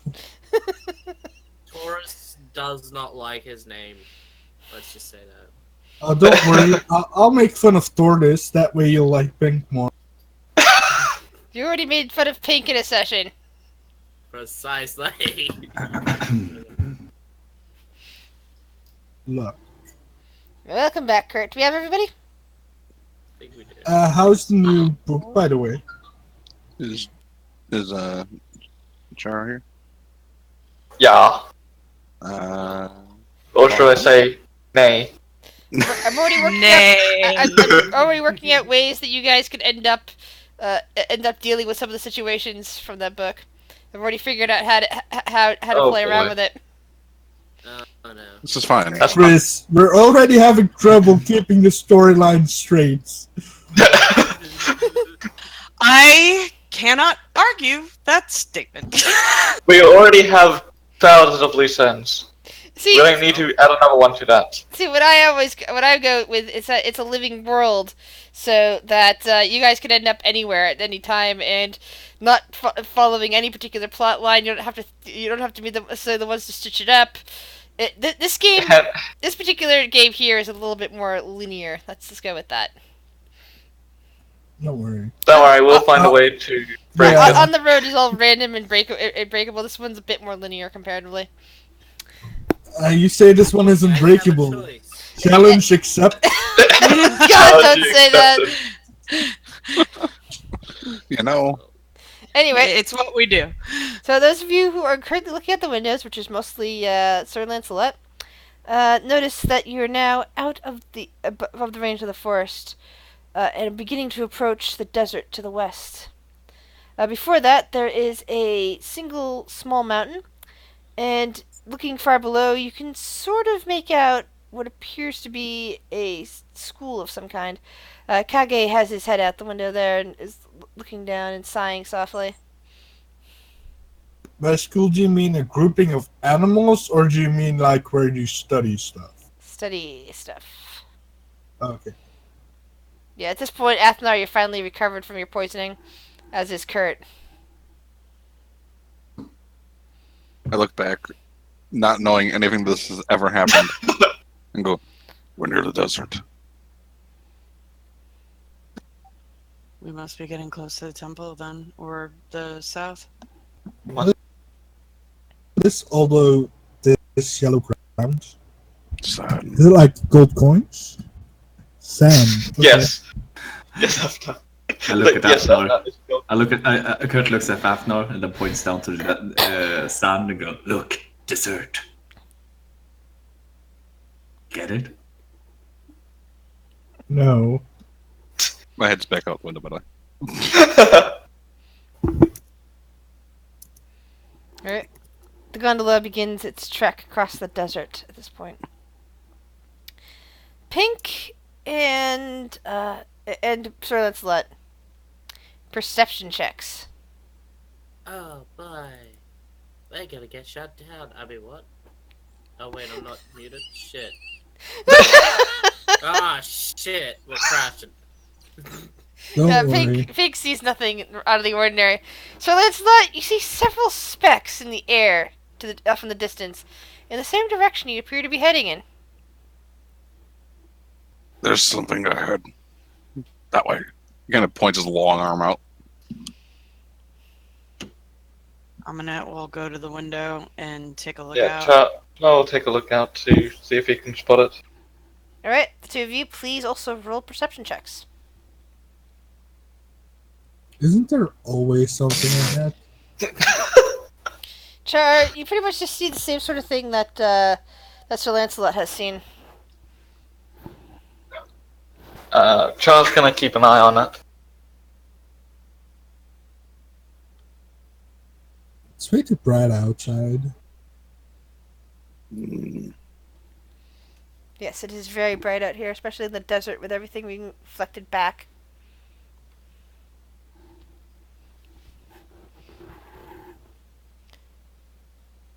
So, after about a half an hour, everybody who is looking, the four of you, please re-roll your perception checks. Okay. Alright. Is that better, Grizz? Is that better? Oh, yeah. Ah. I rolled the exact same number. Pink still doesn't notice anything. I mean, it sort of thinks she can see specks. Char, on the other hand, he can see something flying in the air. And I'll give a complete description in 1 second. Whispers, sorry, Larry, you have to get off my lap. Oh, whispers. That's not disconcerting at all. I'm sure it's fine. Oh. All right, off in the distance, as you stare, you're that's right, you're a human, aren't you? Yeah, your eyes, which are actually especially better than one might think for humans, happen to pick up fine details of what you see, and they appear to be a flock of wyverns, except that among them is a black dragon. Oh, that's a problem. Now you, Kurt sees it too. Oh, okay. So Kurt, you managed to push your way in up next to Jet. Just as just into This next is to bad. Char, just as he is gasping, and you hear him mutter, "Oh, this is bad." And as you look out the same direction he is, you spot a flock of wyverns and a black dragon. Well done. Hey, what do your f***s taste like? Probably. You're wrong. I mainly say this because I don't want to fight a black dragon. I pull out my heavy crossbow and load it. But honestly, if you want my honest opinion, probably nice to be honest, if cooked properly. How far away? Why don't you power love that cactus? They will be here within the next 20 minutes from the speed and distance. Lunch incoming. What is I- coming? What? It What? grabs. Do I know? Crossbow. Not the big creature. I understand what the big creature is, but the smaller creatures. Do I know what they are? Roll a nature check. Cool.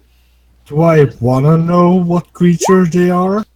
Nope. You think they might You be do not wanna baby know. versions of the other creature that you see? Cool. Oh yes. What is? Please let it be wyverns.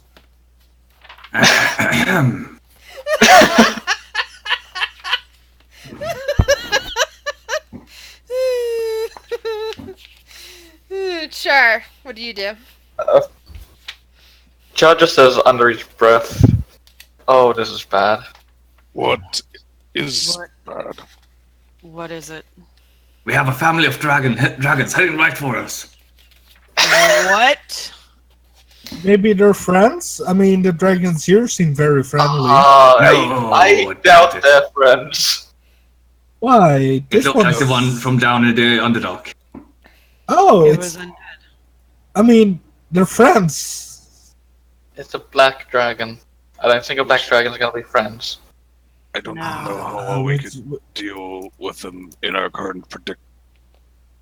I don't want to hang with some boring people I know, but like, I'm pretty sure we could, like, I could convince them to hang.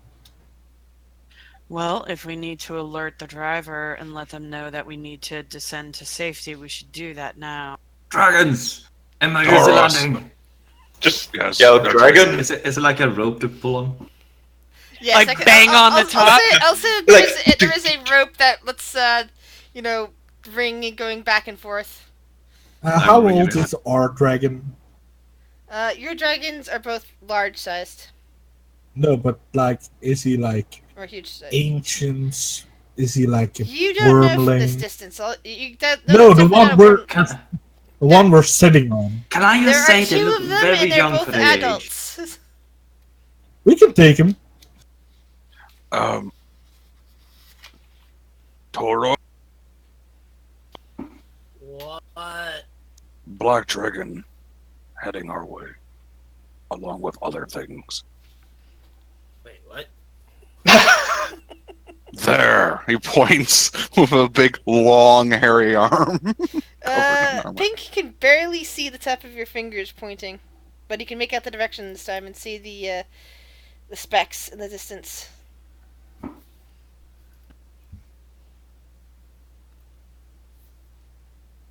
I'm trying to figure out what I'm supposed to say here. Anything you want. You can also say nothing. You can say, I quit. He's like, I quit. Jump. I think we should land So- lately. If they come within 400 feet of us, I'm going to take a shot at disadvantage. Oh, God. Oh. Ralph will tell the dragon Ralph. men to lie down. Alright. Dragons begin. Those of you in the gondola feel the dragons begin to descend, kind of striking down, and the gondola swings wildly a bit. That would mean another a dexterity saving throw for all of you, actually. That's fine. As long as it's not Constitution. Oh, Taurus lies. I why are we see. always so low? I wasted I all my see good as I rolls. break I my. used all my good rolls on my perception. So, Taurus. make sure to roll for the NPCs you have control of. Oh shit. that's Oh right. God. Don't worry, she's got a +1. I'll roll for Jim Jar. Well, God, we are terrible. Yeah, so Holly's fine. everybody but Amunet and Sir Lancelot. Wait, who's rolled for Holly? That's me. That's the second one is not Sir Lancelot, Holly. Because it has it underneath. Oh. Mine's the 10. Oh, so everybody except for Amunet and Holly suddenly get thrown to the floor of the gondola.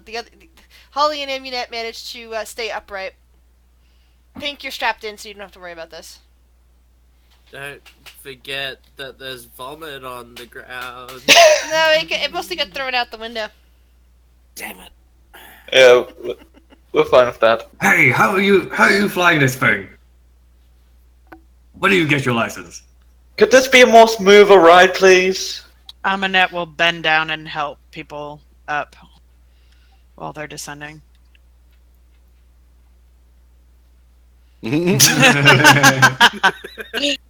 Shut up, Afna.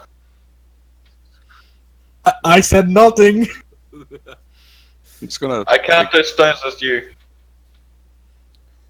hold on to something. I will hold on to the most steady thing I can find, which is Sir Lancelot. And Sir Lancelot's on the ground. While he's on the ground steadily. And he's very big. Cuddle just- Sir Lancelot. I'm just gonna go with the flow. I'm screwed either way. So the dragons set you down somewhere in the desert. No, we're still flying forwards. We're just lower towards the ground. Oh, okay. I thought you were saying Oh. to set them down. Oh, you want to stuff under the dragons? It could work. Yeah. Towards us, so we're kind of going. South, right? No, you're going west. We're going the same way. Wait, we're going the same way that they're We're going. practically No, going the way they they're are. They're coming east. They're coming from the west, going east towards you guys. You guys are going west toward, in Ithan. I mean, sorry, in the Zami Desert, heading towards Ithan. I mean, what, these are copper, right? The dragons that you're Brass? raiding with are brass. Yeah, they should blend a little bit better to the sand. We could hopefully sneak under them. King just wants to hurry up and get this one. Aminette snaps. Whenever she helps everybody up, she's gonna snap both of her fingers and load her crossbows.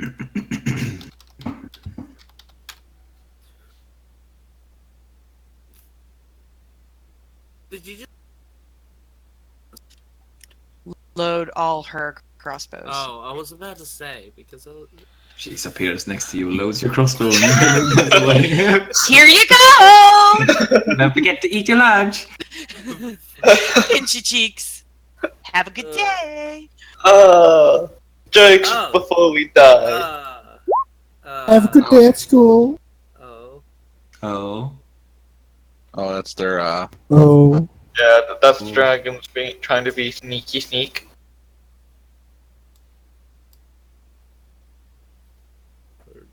uh-oh. Oh. Oh, that's bad. They see it. Aren't gold dragons stronger than black dragons? These aren't gold. Brass. Oh, we're fucked. I like that. We got the discount version. Say this out loud, because the dragon will throw me.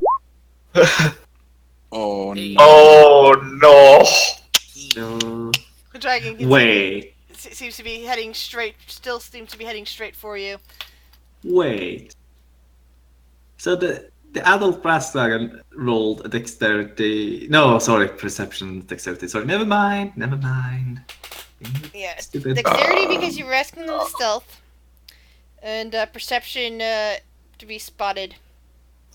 I have a feeling we should get that all out of this cart.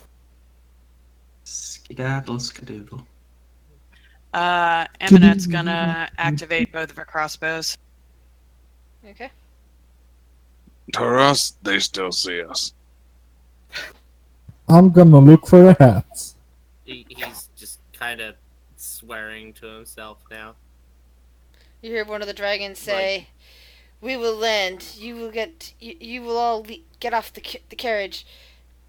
Taurus, make sure to unhitch us, and we will lead them on a merry chase away from you."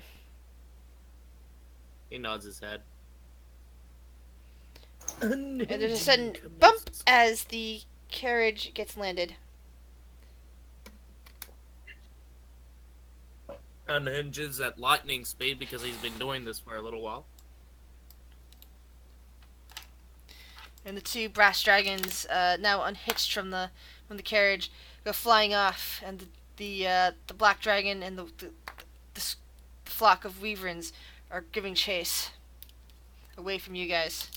Could I get a shot off at the wyvern? Would you like to? God. Yeah, I would love to get a shot off. All right, fire at a wyvern. Please miss. Let's see here. I want you to Am I at least at... Chris? What? Am I at disadvantage? Yes. If you said you were going to shoot them when they were at such and such a distance away, even at disadvantage. Thank fuck. I don't think he even makes it out of the carriage. Pink! Oh, Yeah, if it doesn't come near the wyvern. I should. thanks. It was a warning shot. Have you ever heard of those? No. Now you do. But See, we're still they're born. leaving. See, they're leaving. It worked. I guess we're walking, right? Or are we Yeah. staying here? Walking. Guess so. Just to give you some get better ambiance. This is what I want to go to the You're sun. now under bright light, and you're walking through sand, leaving the carriage behind.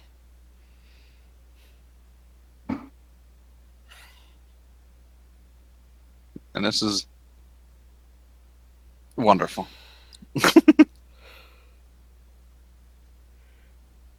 Bishop kind of looks around. It's very hot out here.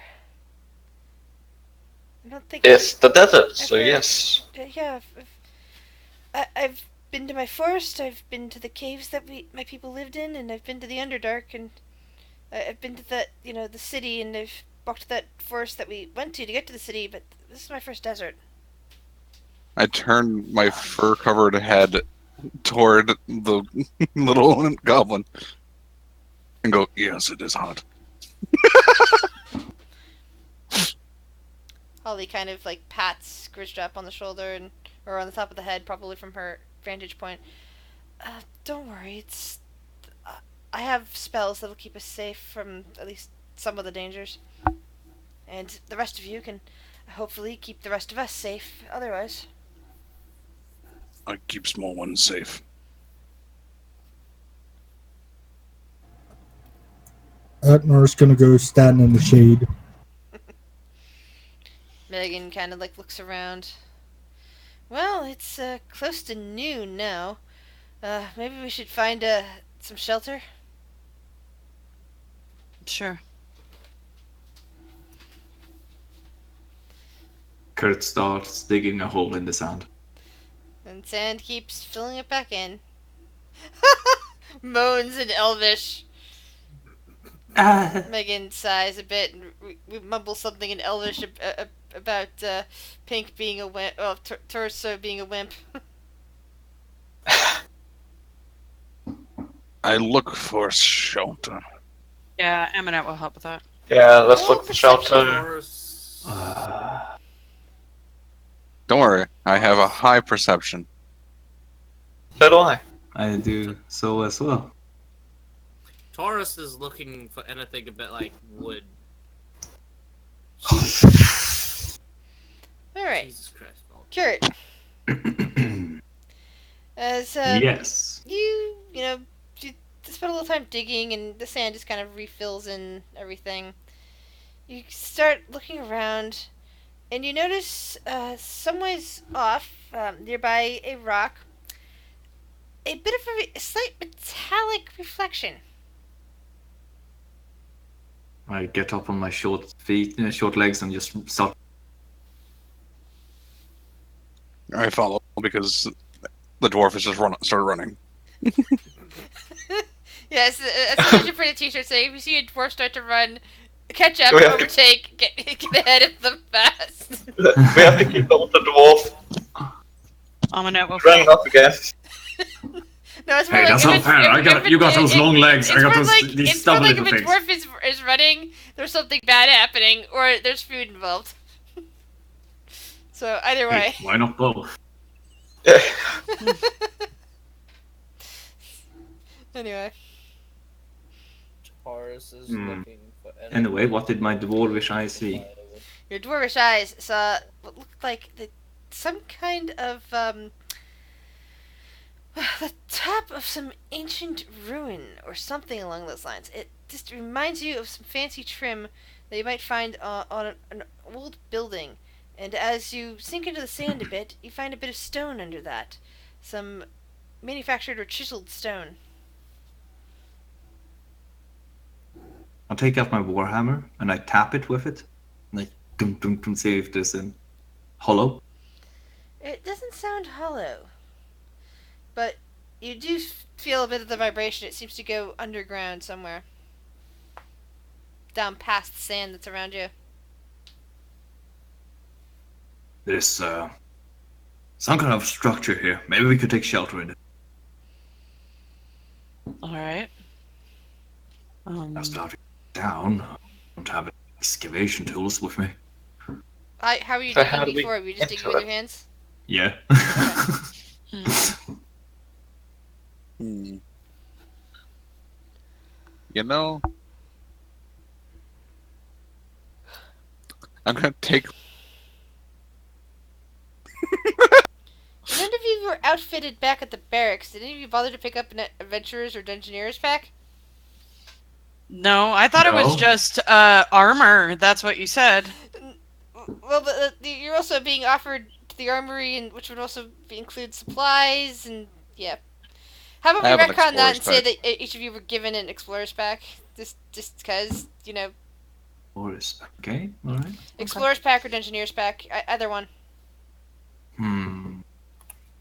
I mean, I already had an explorer's pack. Yeah, I think I might already have that. Yeah, if anybody who doesn't have one, because the people like Kurt who were the prisoners and whatnot who might not have that. Yeah. OG. Yeah, OG Kurt. Mm-hmm. yeah, Kurt, the only one who survived of the PCs. In that case, I will take an explorer's pack. But that doesn't have much. He still has the Kurt dagger, doesn't he? Not the Kurt dagger. Sorry, the Duncan dagger. Charles holding on to that. No. Okay, Charles holding on to that. All right. All right. I'll take an explorer's. I think I have an idea on how we could dig this up easier. All right. What you got? Lancelot, are you good at digging? I mean, yes. I take out the big wart. Oh God. Eat That this, works. and then start digging. I question nothing. Eat whatever it is. You eat The big one wart. big wart. Which then immediately ups your size class.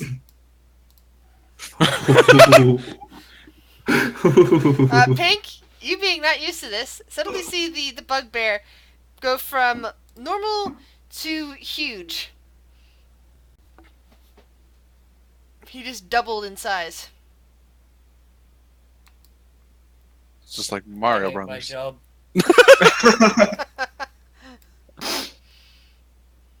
I just start digging. Hey, it's not that bad. I should help. My Dude, big bugbear hands. Yeah. Taurus is looking for anything that's burnable. So, Yeah, To make roll an investigation check. okay. Oh, that's not good. I'm Why literally you an do this excavation to device. me? You're an Legit. excavator. Teeth.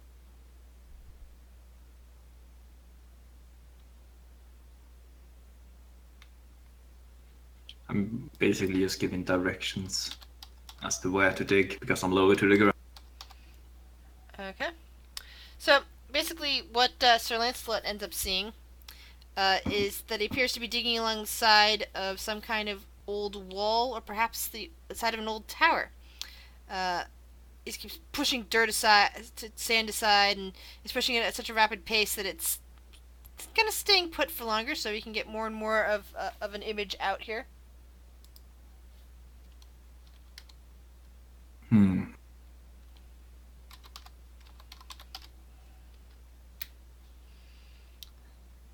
He's kind of like, digging and digging. Eventually, he gets to the point where he is, well, kind of, it's, even in this huge state, it's, the top of the hole is now over his head. How's it going down there? Big pile of sand. Imagine I'm half covered in sand. Yeah. Amanette will walk over. I haven't moved. I'm just standing there. If you're just I'm standing one- there, then you're probably half covered in sand at this point. Yeah, I'm basically part of the pile. Yeah, it's all Kurt. through your beard. It's just everywhere. What? Why didn't you move? Did you want to it's- get buried? It's cooler under the sand. Okay. She won't question it too much, and then lean over and look how deep the hole is. Yeah, it's with Lancelot being twice his normal size. Lancelot, back. how big are you usually? I believe he is 8 feet tall. It means it is at least 18 feet down at this point, because it's over Lancelot's head, possibly heading towards 20. Jesus. By the time that you appear to see some kind of entrance into whatever ruin you found. Found the entrance. Excellent. Do I remember how long these big wart mushrooms last? Forever until you take a little a little walk. You have a little wart? I don't! Here's the thing, I will eventually run out of pygmy wart quicker than big wart. Oh no! Lancelot is okay Please right tell now with me being you- giant Lancelot. Please tell how me will you you get have in? one pygmy wart left. Oh yeah, sure, yes. I have 7. Oh, good. You should. But I have So 10 big. I have So 10 you can big. do this trick 7 more times without No, I can do it repercussions. 6 more times because I have to give him 1 now if he wants to be able to get 6 into more the room. times without repercussions. You should have fed that to the dragon, then we would have had no problem. Oh, Pocket dragon. Oh, fuck the dragon. I like it. If fed the pygmy wart, he will eat it. Alright. The sand is currently Um. holding stable, but there's no ramp up. Lancelot is currently at the very bottom of the now 20-foot hole. but we have Explorer's Pack, and Explorer's Pack have rope. Yes!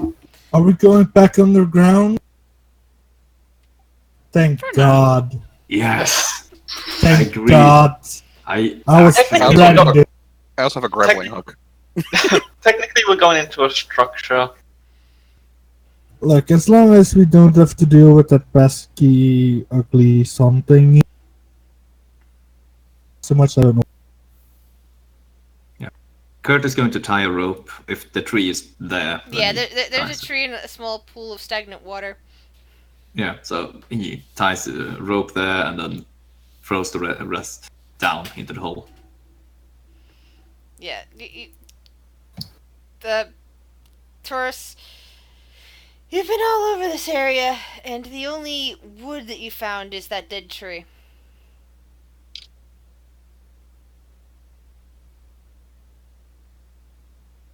Oh, yes, I am Taurus. Yeah, he's Pink. I'm just gonna call you Pink from now on. Yeah, but if it's talking to character, then yeah. Yeah, I'm gonna try to remember that. Yeah. He's gonna try and break off a couple of wood pieces to make a fire. All right, roll a survival check. And this is what you're doing: is Kurt is busily tying a rope around the base of that tree. He destroys the entire tree. I should be good with this. Hopefully. No. Okay, roll a strength check. Oh. He's like, oh, I got this one. Come on. All right. Thankfully, as you go to try to do that, and you hear the tree creak ominously, Kurt has just finished tethering it and is hearing this. Thankfully, the tree does not fall over. It is still rooted to the ground, but you don't I'm just manage to looking break off anything usable. Kurt is just looking at him like, really? We're using that, you know. Meh. Just starts. Well, see ya. And Kurt just grabs the rope and slides down to. Well, if you don't want to go and get cover from this blazing sun, that's your choice. And Char goes down, leaving the rope. Megan, Volt, Holly, Kage, Grizz, get in the hole. Yeah. Pink, you're the only one. Sees this. I don't want to be alone. Best reason to do anything, right? Yeah, whatever. I'm done with you guys. No, wait, don't leave me.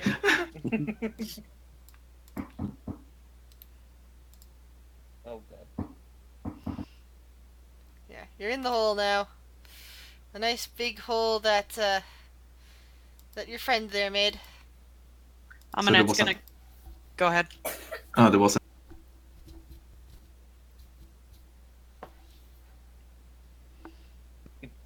Just points. It's gonna cast light on her whip and just hold it up to illuminate. Alright. Yeah, it's getting pretty dark down there. The sun, while overhead, just the depth and the fact that there's a big wall here that's made out of manufactured stone, and what appears to be the opening of said into said structure, which is mostly covered in sand, but there's a little void. It looks like the sand doesn't extend too far into it.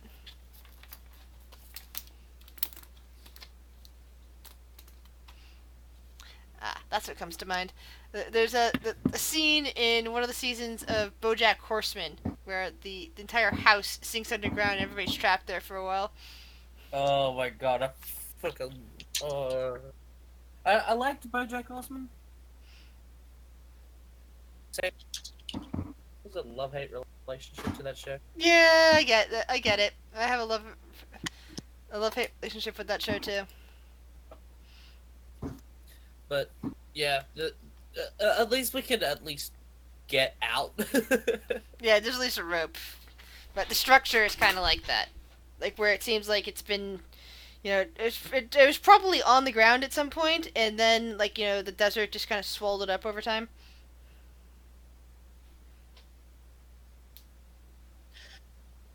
Well, this will prove a good shelter for the night. And it's still kind of going towards mid-afternoon at this point. There's what kind of structure was this that we're inside? Are you using Dwarven Stone Sense? Oh, I am. Dwarf. Like, oh, I stone, have that. Yes, yes. So, Stop history. well, you're not entirely sure because of the cultural differences. What culture might have made this? You're pretty sure it wasn't made by a dwarven culture or any other culture that lived underground. That the structure was meant to be a surface structure, but you can ascertain that it is thousands of years old. Does it lead any further? Yes, it does go in. There's still some sand in the way, but it looks like there's a void beyond that. Cool. We'll try to keep going. All into darkness. Aminette will walk with Kurt.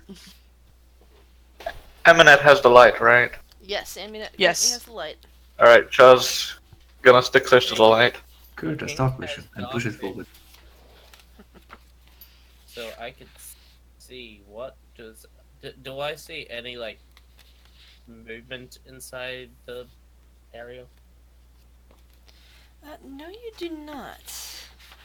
Yes, you see Kurt and Amulet. Who are moving. The entrance appears to be in the east. Oh, Well, that's okay. But just pretend this map is flipped. So you're looking east, okay. but it's going Ah, I west. got a head start!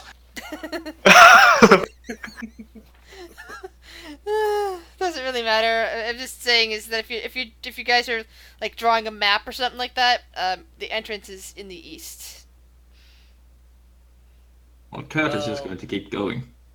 Pink's goes Yeah. inside. Pink will go in. Yeah, Char's gonna follow the light source. The further down he goes, the more at home he feels. She's just exploring, like looking around, just seeing in, like what kind of building it is, and just checking out rooms and. Yeah. Yeah. So far, you've entered into a corridor. It's still covered in sand, and you can kind of see past what looks like some ancient dark passageways. Like you've got the only light source that head north and south. Looks like we got a passageway to the north and to the south. Which one goes down? Neither. Darn. Let's go north first, shall we? Sure. All right. You go north. So the north side of the passageway kind of leads you right into a what looks like the base of a turret, which is probably what your bugbear friend there was digging down into. Like he's following the turret, which was still sticking up above the ground. Oops. I'm just gonna mark off something on a room. The room itself isn't, particularly big. It's a bit rounded. You see Anybody else ancient. having Grizz dying? Yeah. You guys cannot hear me? Yeah. Okay, now you guys are Oh. riveting. 1 second. Yeah, everyone's roboting. Except Jesse. Yeah, I've heard that Discord's been having Yeah, issues yeah, today. yeah. Hold on. Let me disconnect and not reconnect. good.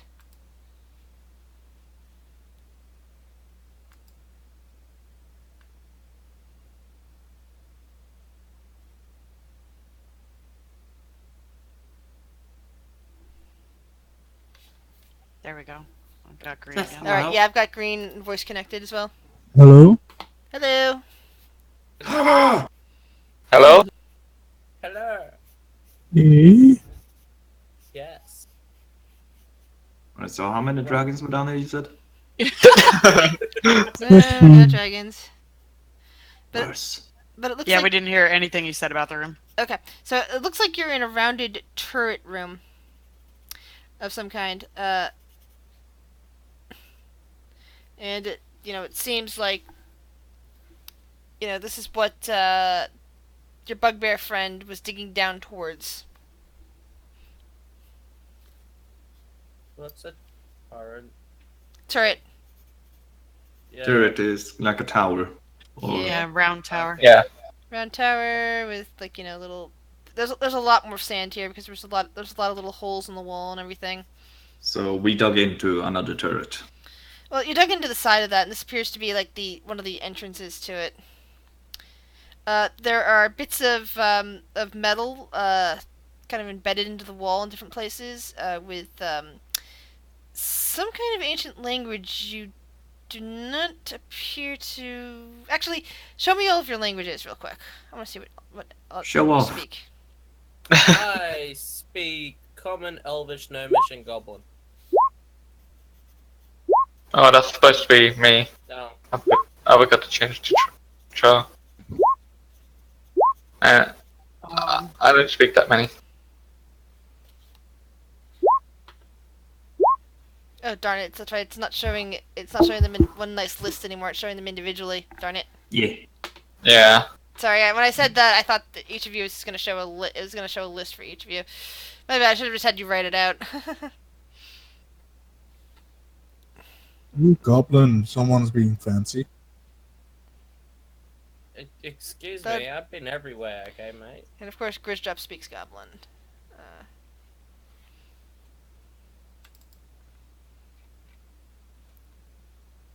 Also, I She thought speaks it'd be kinda Common, funny Goblin, because, and she even knows a bit of Thieves' Cant. I thought it'd be funny if, you know, Pink knew Goblin because of Breath of the Wild. Hey. But- goblins. Anyway, Yes.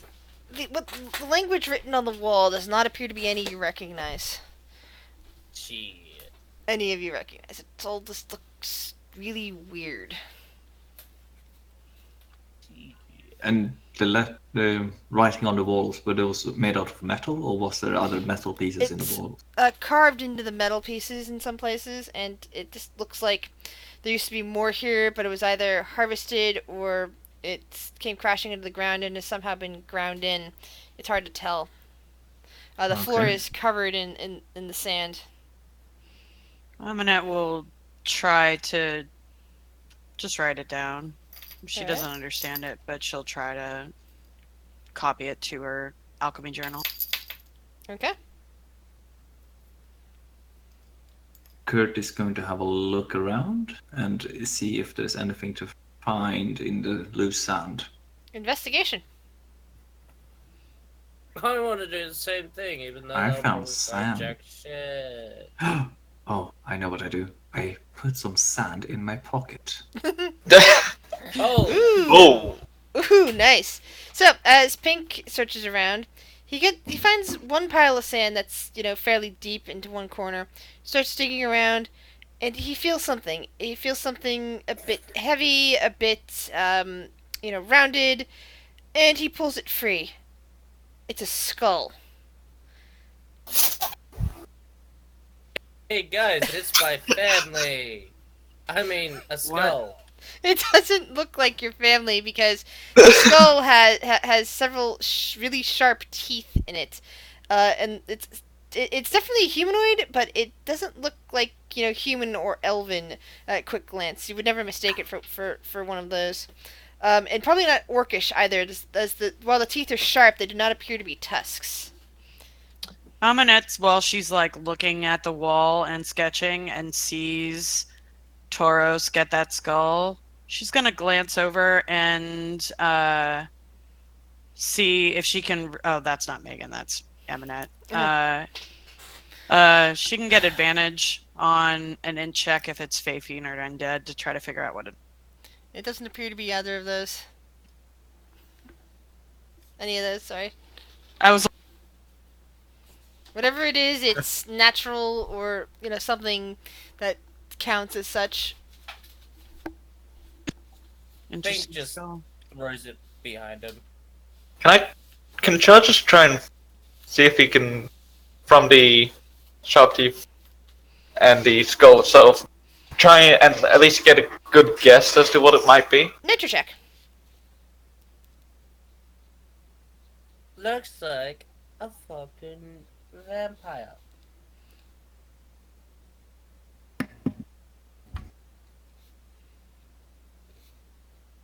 Yes, Pink found a skull. Oh, nature, sorry, I didn't see that at first. Yeah, you're looking at it, and you've actually seen a creature like this recently. As you stare at it carefully, you begin to realize This is the skull of a tabaxi. Mm.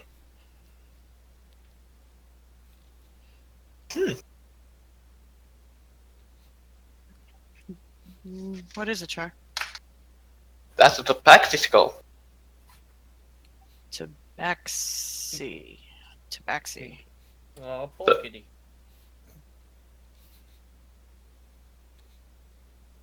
Are those cat people?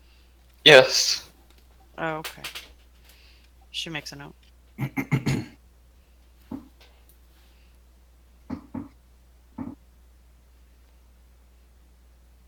Pink will go out of that room and then go into the other room that was shown.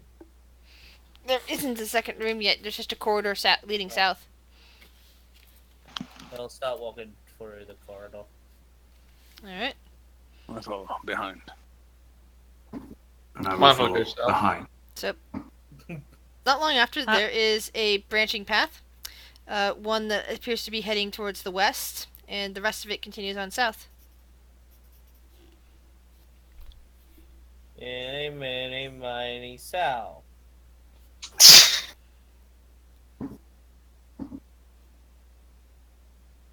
Pig just looks back. South? Sure. Sure, let's go. South. You're the South, guide. walking south. You've been here before, right? Yeah, definitely. This is where I was born. You might need to clean it more. So it continues on for a bit until it opens up into a room, into what looks like another dark room to the west, and then the passage continues on to the east.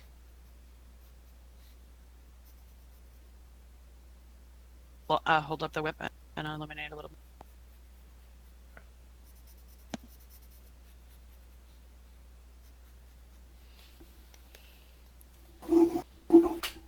Which way would you guys like to go? Room to the east.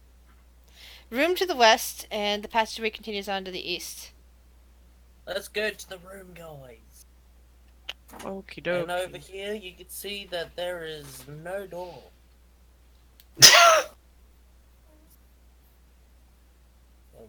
talking in game. Slasha does not get it. Is there a door or is there no? No door. Okay, cool. Kurt just walks into the room to the west. Yeah. Aminette Same. walks in Yeah. behind Kurt. Oh. Char follows the light. Pink would have been in first. Huzzah! So, this room looks like at one point, back when this castle was still, this ruins was still functional. I say castle because of the turret that you found. That this appears to be some kind of storage area. You see barrels, unbelievably ancient barrels, kind of like stacked everywhere, preserved because of the sands. Kurt rushes over and opens the barrel. Yeah. Aminette will break a crate or barrel open. See what's on there. Pink's doing a Yeah. full-on swing attack through all these barrels. He's Loot. raging. He's like attacking as hard as he can. You find a stack of pots in a corner and you just go, yeah! He's just like, Oh, God. barrels! This is what he Lord. was made for. He just launches himself and rolls through the pots. Just, Okay. you know, just Sorry. that on all of them. I'm just trying to think of what the effect is with this sort of contents. Alright, so the first, so who's attacking a barrel and who's just trying to open one? I mean, I'm trying to Aminette's- open. Yeah, I'm opening. Charles just trying to open Attacking one. as many barrels as I can. Alright, so each of you picking a barrel and attempting to open it while Pink is actually attacking one? Yep. And is Pink going to attack a one that nobody is touching, or that one of the first one he sees? One that's one that I see because rage. Okay, so that would probably be the same one that Kurt is attempting to open. Make an attack roll. Okay, here we go. Get ready for my master sword. Oh, I thought that was already. I mean, it's a short sword, but it's painted on. No, I thought that's what the 10 roll was. I didn't see that until I looked over, so I was busy looking at my notes. Oh, All right. that's my attack. All right. So the first one is just your sword clangs into the barrel, and you hear a bit of a sloshing from the inside as Kurt stands there and attempts to open. And as Kurt manages to wrench off the top as it's being hit from the side, there is a spray of liquid that then covers the both of you. Actually, no. Kurt gets to roll a dexterity saving throw at advantage, and Pink rolls one at disadvantage. Awesome. This is fine. Kurt manages to dance back as the weird liquid comes spraying out from the top of the barrel that he just opened. However, Pink is now covered in the stuff. Its smell is very hard to describe. I'm gonna go with an in real life analogy. Is that it makes you? If you were to smell it in real life, you'd probably think of kerosene. What is kerosene? Flammable. Oh. But your Petrol? characters would have no clue what that is. I mean, we have oil flasks. Oh, that's right. Well, it doesn't smell exactly like oil. It's It's old in English. It's old. It used to be a byproduct of some kind of plant instead of something that's fermented underground for millions of years. So it's less like it's less like the oil you find in your flask and more like Pitch. what? Pitch. Maybe, yeah, that could be the right word. Aminette's like got like a crowbar and she's like popping the top on her barrel and then that shenanigans happen and she just gets a whiff of it. What did you find? Smells good. And she'll put a crowbar back on top of the barrel and she'll go over and just like open up and pop a vial out and she'll take Okay. There appears to be some kind of thing floating in there that you notice as you're getting a vial out. She'll attach the whip on her side and pull out her dagger and then she'll just like try to fish out whatever's in the barrel with her dagger. Okay, so you stab down into it, you pull it out, and it's weird. It's kind of like this oblong shape. It's very brown in color, and it seems like it's very hard and solid, as if it completely absorbed whatever liquid it was sitting in. However, it kind of reminds you of a pickle, but a pickle that nobody has seen for thousands of years. It's a poop. Yeah, immediately I'm like, Kurt, I found something. I don't know. It kind of looks like I don't know what this is. I slosh my barrel around and see if I find something. That's the barrel. That's the barrel that she actually. Yeah, took it from. she fished it out. It's your barrel, so she's giving it to you. I'll take it.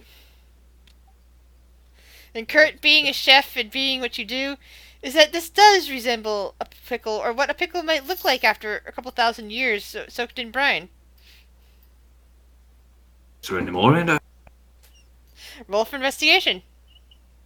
Right. Aminette will cap the thing and put it in the thing. Alright. So, you look in there, and you can see several more floating near the top.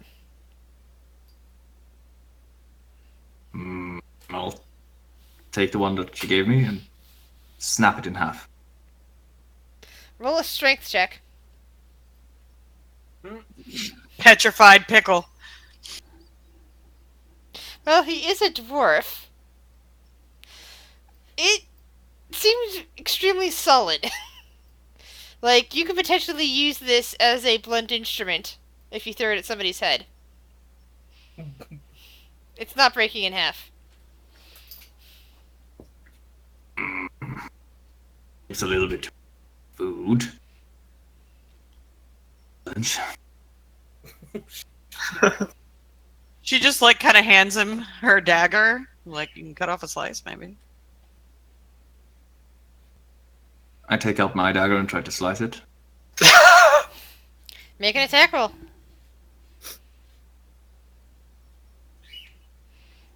Nope, doesn't even cut the skin. Alright, hold on a second. I'll put it. Is it like stone floor? Yes, it is. Alright, Warhammer. I feel like this is escalating. Actually, you get advantage on that Warhammer just because it is prone. Mm. Hey! And Three you damage. finally Yeah, managed to smash the pickle. Yeah. The ancient juice goes everywhere. And the bits just fly into corners. Meanwhile, Pink is sobbing now, covered in grossness. I put 2 fingers on the liquid that came out. And I put it on my mouth, in my tongue. Constitution saving throw. Oh god. Would you say it's poison? So you can do it at advantage.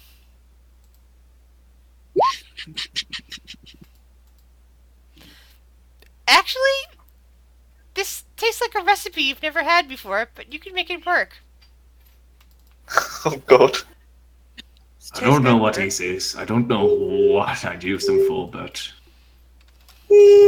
Candy though. So Megan, by the way, takes pity on Pink and casts prestidigitation on him to get rid of the mess. Pink kind of.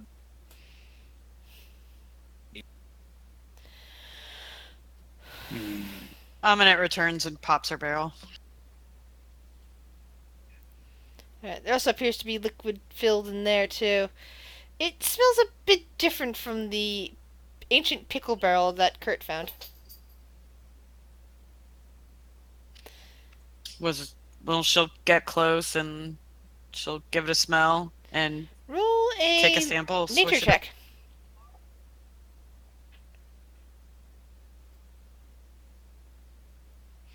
Yeah, you're not sure what it is. Hey, This Kurt. smells odd. what? You got a good nose. Come here.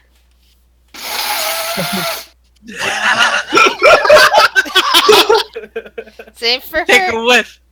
Nature check. Like, imagine if the gas knocked him out.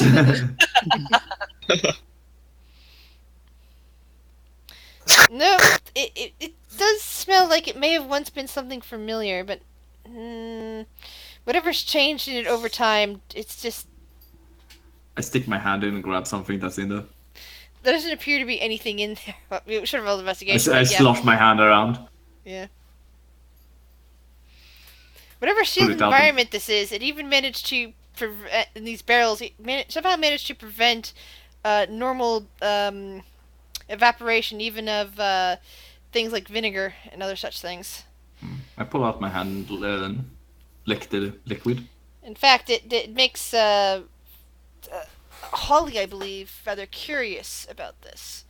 Let me double check character sheet. Hold on. I know at least one of them has detect magic.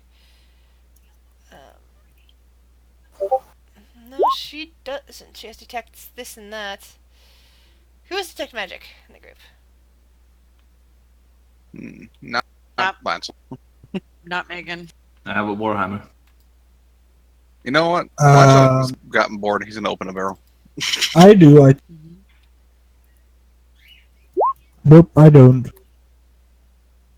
Wow. Yeah, There you none of them have detect magic. I guess that was Jim Jar who had detect magic. Yeah. Hey guys, it's all food. Alright. So Char's gonna. you're opening a barrel? Okay. This one also Open my appears to blood. have liquid. It's like, as you're looking into the barrels, you see that there has been some evaporation at some point because it's not quite as full up to the very top or anything like that. But for the most part, like after thousands of years, especially with this sort of decay and degradation, but inside the barrels, even with this sort of stuff, you would expect more evaporation than this. But this one too has got some kind of liquid. It's a different color from that what the other two opened. That's what's gonna open up one. He's got a crowbar. Why not? Yeah, Char's Good boy. gonna open up one with a crowbar as well. Hearing Lancelot finds the what looks like a lot of powdery bones of fish with bits of scales attached to them. Used to be fish. Oh, fish. Not really fish anymore, though. Mmm. Paste. I mean, at Alright. Constitution saving throw, please. That whatever the third one was, not the one that Aminet or Kurt found. That's what's gonna try. It's making your stomach really, really hurt. Did you say you're opening it? You're trying that as well? Not the one that she tried, and not the first one, but the third barrel. Okay, so that's also a Constitution saving throw for you. Come on, Bugbear. there you go. So, maybe your people have actually found a recipe like this before. While it is very different, perhaps it's even more aged than one might expect, and because of that, it kind of tastes like it belongs more in the pickle barrel. You can swear that this once was some kind of fine wine. I put the top on it, and I'm gonna just like reseal and start carrying it. It's very much vinegar now, but at the same time, for a bugbear, that could still be like a wine. This is a Very person crispy. who's probably eaten a lot of different things. So he and Kurt will be best friends. Some of them still living. It's fine.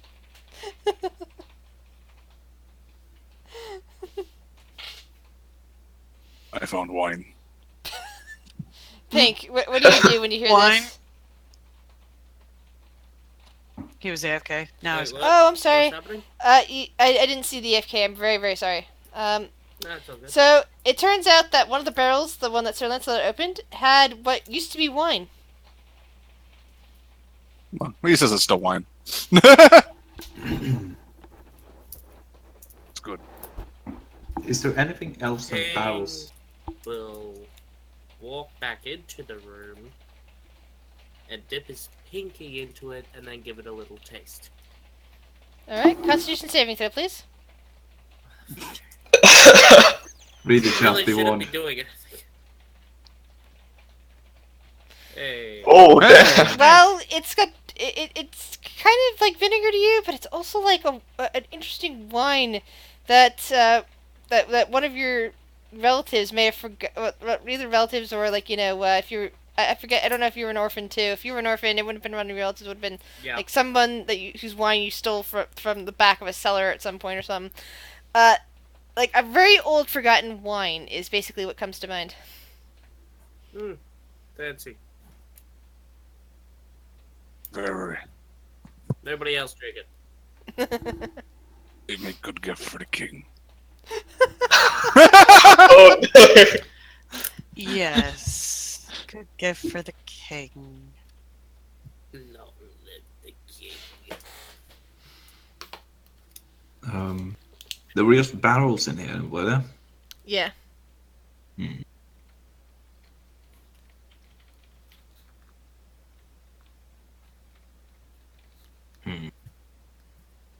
You can keep going if you want. Yeah, we should just keep going. Kurt rushes out and heads east. All right. Aminet follows the running dwarf. Char follows the running light. Follow the light. Go to the light. So carries the fine quote unquote wine and walks out. So the passageway continues on for a bit until it finally turns north. And then the first thing you see on the east is a passageway into another room. Let's go into the other room. I follow into the room. Sure. Yes, I go. Yay, into the room. Nero. This one looks like it at one point used to be some kind of bunk space or perhaps a garrison of some kind for soldiers. And you see two really the skeletons still dressed in clothes. There are kind of like mummified strips of flesh attached to them. They're definitely not human. There's like tufts of fur attached to that as well. But along with them in bunks, you also see what looks like a tall, standing metal structure that's in the shape of a humanoid. Ooh. I want I to burrow investigate down that. near the door. Not walking more further. Yeah. Charles There's gonna also have a look at the that metal. corridor continues on north, by the way. Charles gonna have a good look at that metal structure.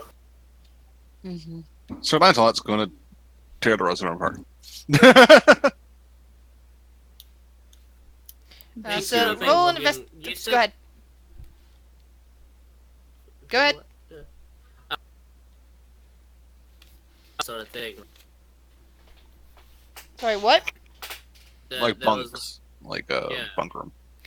Yeah, it looks like this was once a bunk room, but everything is like, decayed sleeping quarters. There's two partly skeletonized, partly mummified bodies laying here. He's gonna look around the beds to see if he can find anything. Okay. It's like, mostly bits of nearly petrified wood. Do you find... What? Investigation. Yeah, What? make investigation from you as well. So Pink, as he searches around under the bed, does find what appears to be a dagger that's mostly intact. It's just a little tarnished, but it's still looks functional. Char, you don't see anything interesting about this metal humanoid structure. It's just like other than it's weird that it's still standing instead of like laying on the floor from gravity or something like that. It just looks like a statue, or maybe it was some kind of armor dummy, but it's not. But it's more shaped like just generic humanoid. Can I move any of the arms? Do a strength check. Don't. Why? Oh, shit. I love it whenever I doubt myself. I get a You goddamn really high. You really do. I should just always doubt myself. No, don't live that way. So there is a But look, it works. so there is a creak as you manage to move one of the arms, and as you move it, it seems to stay in place where you leave it. Huh.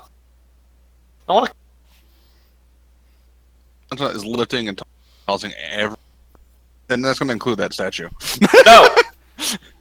I will try and Must be stop you from. I'll try and stop you from moving that, crawling around that statue. I was just going to see if there's anything under it. Pink's going to take a closer look at the dagger to see Roll- anything special. Okay, roll me a perception check, please, Pink. And Char, how do you wish to stop Sir Lancelot? Stand in the way. Sir Lancelot, what do you do with Char standing in the way? I stare at him. I just need to see what's underneath of it. Just be gentle with it. He looks to the bed he probably tossed 2 seconds ago. I'll be gentle. Okay. And I'll get out of the way. Why do you want the statue so bad, Char? How do you do this? I'll figure that out. Pink Mhm. chuckles. You do that. The dagger looks fairly normal to you, Pink, other than the fact that it's still intact after all this time. Kurt is Gently going lift to the statue. help Lancelot. Okay, so that means Sir Lancelot, you get to roll with advantage on strength. Boop. Thanks Alright. for the advantage. You and Kurt, Thank God. you and Kurt together carefully lift up the statue, and you hear creak again as you move it. Little tiny bits of dust kind of float down from it. And you set it down again, and it still stands in that standing position, that the arm's still where Char moved it. I assumed it. Or it was, I right? think you dropped a bit there. I'd only heard a little bit of that. I'm just assuming he's looking where it was standing. He was Okay. just looking for anything, where if it was something there. Same. Yeah, it doesn't look like there was anything there. But now the area under it was dust-free because, it was standing there for all that time. Unlike the area around it, which has bits of dust. I poke its head. I don't aggressive. I just kind of tap. Alright. Roll me a 1d4. Oh, good. Ooh. We found some. Quick, have it do something. Oh. Everybody, oh no. Rick, ooh. As you tap the head, even though it's very gentle, it looks like an eye, or just a circular metal ring from inside, the face part, seems to just tumble out onto the ground. Oh, I pick it up. I pull away and just kind of look around like I didn't do it. I'm closest to the ground. I pick it up first. What you got there, Kurt? Thing. The thing. Thing. I look at it. Observe it. Well, it's definitely made out of metal, and it is round. It's like a ring, but it's not. Doesn't look like it was, a ring for a finger or anything like that. It might fit on a small wrist, but it appeared to be part of that thing of the head of the metal statue. You broke it. I did not. You did.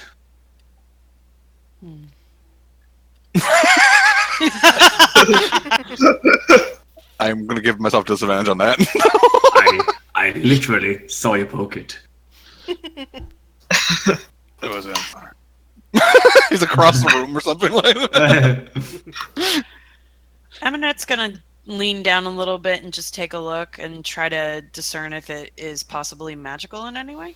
It's actually how tall is it, Aminette? She is, I want to say, 6 foot tall. Hold on. Yep, 6 foot even. Okay, then you're not leaning down. You're just looking at it eye to eye. Oh, I It's thought it also- fell on the floor and Kurt picked it up. No, a piece of it fell out, and Kurt picked it up. Yeah, and I'm 4'7". She's looking at the thing I'm holding. Yeah. I'm looking at the eye. Oh! I thought you were talking about looking at the statue. All right. That'll come next. No, but it's yeah, just looking it at just the looks eye. like a ring made out of metal. Doesn't appear to have any other property beyond that. Okay, well now she's gonna look at the statue. Now you can roll your investigation or arcana check. Find something. I tossed this metal ring to to Char. Oh, Nice. okay. I'll try and catch it. All right. So, Aminette, Mm-hmm. as you gaze at it, you kind of get you kind of circle around it. You hear Kurt and Char playing apparently with that ring. You circle around to the back of it, and your eye catches on 'cause you're holding the light. Your eye catches on something, and you kind of instinctively wipe away some of the dust, and you see some kind of sigil on its back, and you just have this feeling that this is definitely not a statue. This is some kind of being, or maybe an automaton, that's currently inert.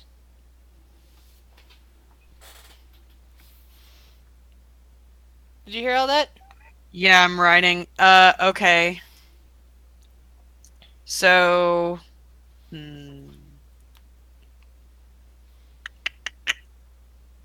what kind of check? Can I do an intelligence check to see if she would know about a connection? I don't need to do that. History. I am playing a smart character. For You can you do said a history history? check. Yep. Okay. No. Unfortunately, because of all that time spent with the fungal queen, your educate. Even though you're smart, your education is a bit lacking, and you have Yeah. no idea what the connection is between this and this area. Yeah, she wouldn't know anything about like arcane automatons really at all. Yeah. So, okay. Cool. All you know is that there's something magical about it. And connected. Did she make the connection with the bracelet or no? That's not a bracelet. It's just like Or a part ring. Of its, part of its eye basically fell out. Oh, okay. Gotcha. Same for charisma. Interesting. Well, there's Something here along the backside, and she takes her hand and she just wipes away some dust. Some sort of sigil. I'll have a closer look at the sigil. Well, it's arcane in nature. I don't think this is a statue. I don't know much about it, but some construct. Can Char investigate the sigil that was pointed out? Sure, roll investigation. Nope. Mm. It's just a sigil. Yep. Yeah, your druid nature is showing you have no idea about stuff like this. Pink will have a look. Come here, Pink. He's going to take a look. What investigation? Yes, oh, please. -2. Hells yeah. he, Oh.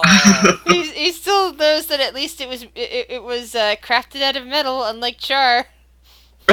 Maybe we all just needed a different perspective from a short person. Maybe. Maybe the So, dwarf shed some light on I'm this. a dwarf's perspective on this so-called. Yeah, better than pink. God, we're bad at this. I like the mean, fact in a that he way, rolled higher. I think technically rolled higher, Yeah. but the -2 Yeah. brought it lower. Handicap. This is This- fine. This patch is not working out for anybody. Takes out his warhammer. No shit. What? What are you doing? Kurt? Well, I think we could investigate it further if it was in pieces. I just. You know what? Char, odds or evens. Odds. Alright. Let's see. Odds he does this.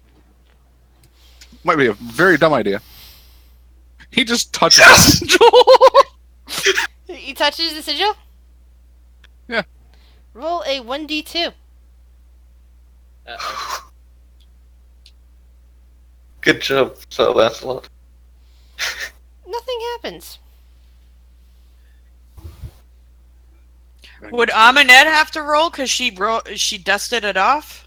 What would be the roll for? Well, you said that she dusted off the sigil whenever I did my 22. If her hand touched it, I'm just saying you had. Never mind. It's basically. Sorry. I think the difference would be between a palm that's just gently pushing past and a finger pressing in is kind of different. Cool. Pink will push it. What? You guys are noobs. Why is Charles is like, 1d2. why is everyone pushing stuff? Why is everyone touching this sigil? I have no idea. Well, that's what looks confused because he's like, it didn't work. It's broken. Pink, as you do, there's a sudden flare-up of arcane energy, and you feel life force just drain out of you. You take 18 points of necrotic damage. Oh, that's not normal. The eyes of the statue light up. One of the eyes lights up green. The other one, the one that the ring fell out of, lights up red. And it's the arm that Char pulled up falls down to its side as you hear a lot of creaking and groaning and clicking noises coming from it as it begins to turn. Hello? You hear some odd language coming forth from it that you do not recognize as it turns fully to look at you. Hi. Kurt takes out his shield and wields his warhammer. It's got a crossbow pointed right at its head. Char will He's just got a say small hi. sword. Char will just say hi in every language he knows. I'll follow Common, Amin, undercommon, actually. Elvish, Dwarvish. Just saying hi.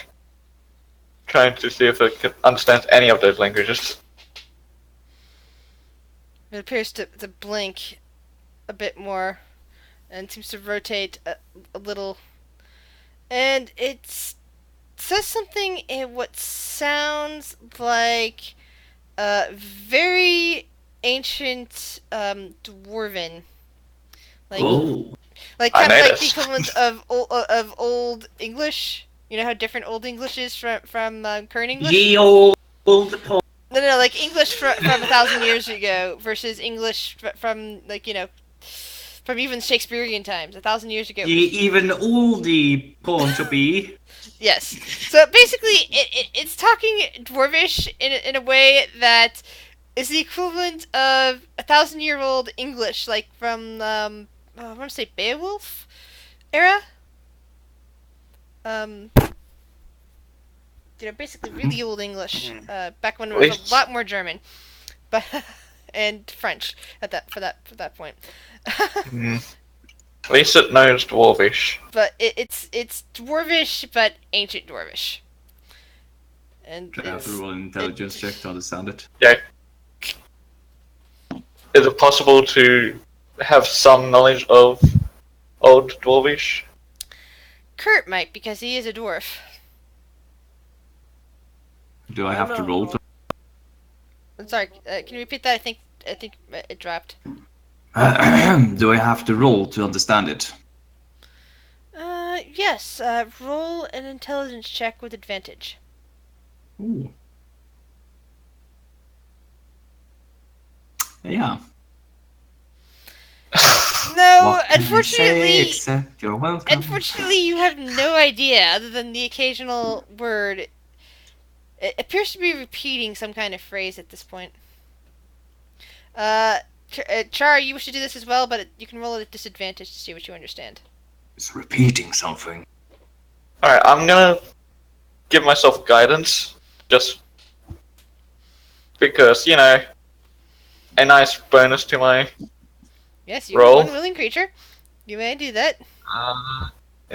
intelligence. Yes, at disadvantage because of the, which means that you also, even with, roll a 1d4, let's see how bad it is. I'll Nice. cast True It's Strike better. on it. Yeah, It you is still don't better. understand. Than Kurt, okay? It continues to repeat the phrase for a full minute, and then it turns and begins to clank out of the room. Clank, What clank, do you mean? clank, clank. Follow that It's thing. walking? Yep, It it is starts walking. following. I'll follow it. I'll follow it and keep casting follow True my new Strike friend. on it. Hey, Char, show it the piece that he dropped. Oh yeah. I try and get in front of it at this point, and I hold out the ring that fell off its eye, out of its eye. Like I just hold it up. It stops. It seems to say something. It's that you can kind of gather dwarvish style. That maybe it's like, what? Why do you have that sort of thing? And it reaches out a hand to try and take it. I'll let it take it. It takes it and And- puts it back in the eye where it was missing, which now turns to green like the other eye. And I was saying Dwarvish. It fell out while we were investigating you. In case it understands common Dwarvish. It appears to say thank you in response. I just bow. And it And let continues, it continue on its way. continues on to the room to the north. Is it friendly now, Char? I would say it is. It said it seemed to say thank you. I mean, these ruins does not look dwarvish to me, at least not when I entered it. Hmm. I'm not Well, sure no. why it speaks an ancient type of dwarvish. Maybe we should just follow it. Maybe it will lead us to something. Agreed. He is friend. Yes. Tiny friend. Sure, let's follow it. Fall behind the thingy. As you head into the room of the north, you see that there are a lot of stone tables and benches, and there are a lot more of those metal humanoids, just like the one you just awokened. That Oh. they're all There's a lot of them. kind of laying on those stone benches or platforms or tables. It's hard to kind of tell. And there appears to be tools and stuff set out. There's the occasional body here and there that all again appear to be the same general size and shape as the other ones you saw. Tabaxi. Did Tauros tell us they were tabaxi? Yes. Because Amanet asked about the cat people. I don't think it was Tauros, it was Char. Oh, sorry. So why were all these tabaxi cat people holed up with these constructs that speak ancient dwarvish? That would be a question. I rip off a skull and hold it.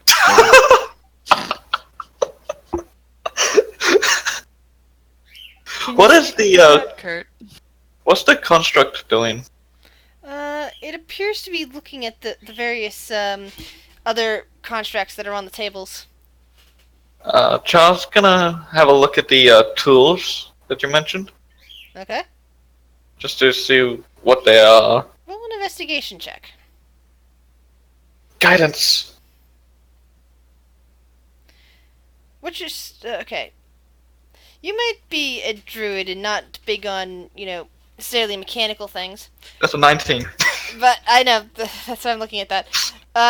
But looking at these tools, you definitely tell this is some kind of mechanical workshop of some kind. More common, like to your way of thinking, possibly of some kind of gnome rather than tabaxi, especially, and the fact that one of the languages that they settled on between you and them was an ancient dwarvish. So you can see things that look like they belong with gears of some kind, and other things that maybe deal with magic or magical components. Ooh. They're all old They- and look like they'd fall apart very easily, so they're not When I possible see- to use them for anything right now. But When I see something that looks like some sort of magical components, I would just say, "Hey, Eminette, do you want to have a look at these?" Yeah, sure. And I'll point out the magical component-looking things. She'll lean over, take a look. roll an Arcana check for me.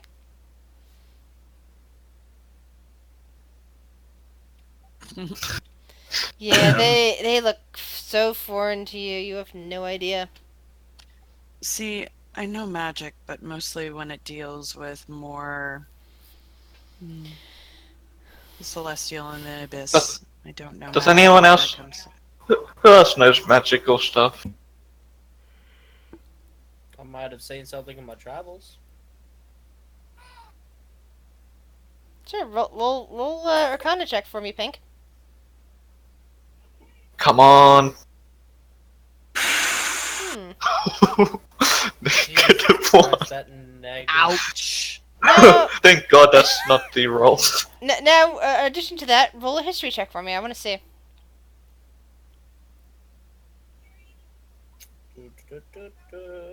Still a -2. I'll give you guidance.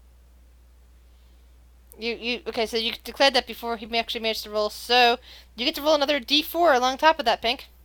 Roll a 1d4. Okay, so that's a 13. 13.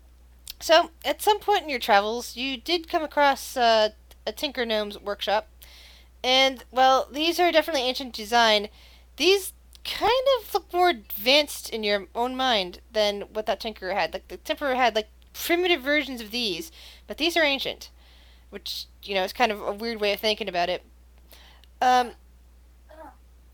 You kind of seem to recall that this guy had some kind of, clockwork creature that he was bringing to life, because he was an artificer. And these look like similar tools, but more advanced, for something, far bigger and far more advanced. Tinker stuff. Boring. Away. I find it interesting, thank you very much. And I'm gonna just try and pick up, very gently, one of the magical component looking things. Alright. I will make a note. Give me a dexterity check on that.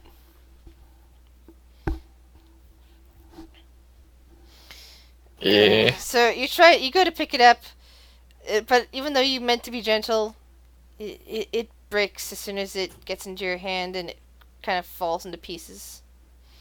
Damn it.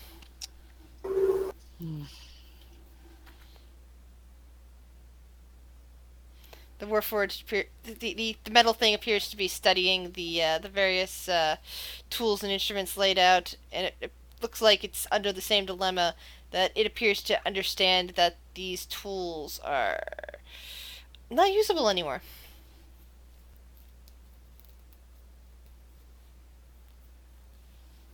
Char will look up at the construct and say in Dwarvish,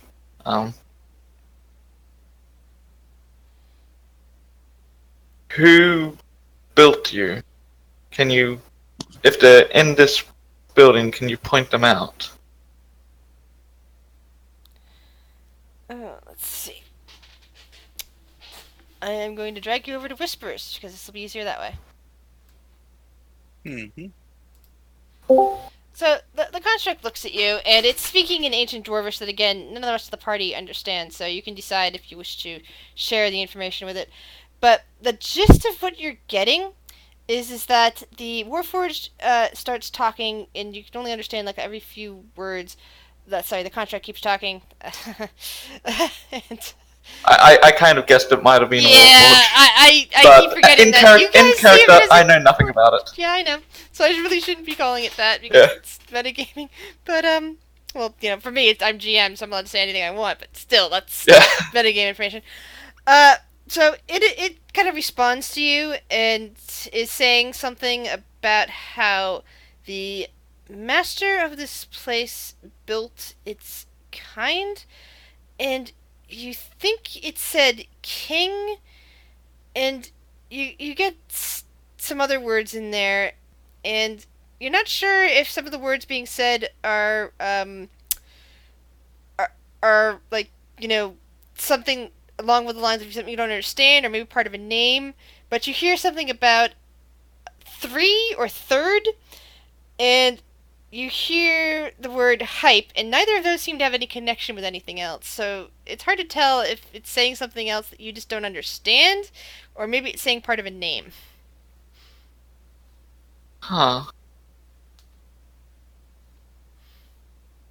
Alright, Alright. and Dwarvish again. Oh, yeah. So at our fine. I'm sure you're fine. So it said a whole lot of things to him, but it's like none of the rest of you understood what the hell it was saying. Char looks like he's trying to figure something out at the moment. What's going on, Char? What's he saying?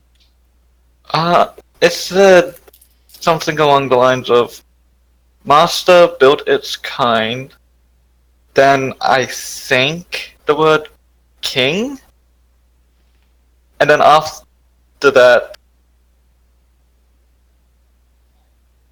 whatever that, Free and what? like third and height. I vote we kill it. No. Megan just kind of glares at Athnar. That's your solution to everything. It is It's friend. a solution that works. It's a construct. It doesn't. It does it. Mm-mm. It behaves, I would imagine, what the creator wants it to do. Still, I don't see the point in doing that. I look No. around. Is there anything like?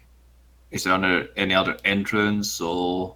No, it appears that this is the main room that was down at the end of this hallway.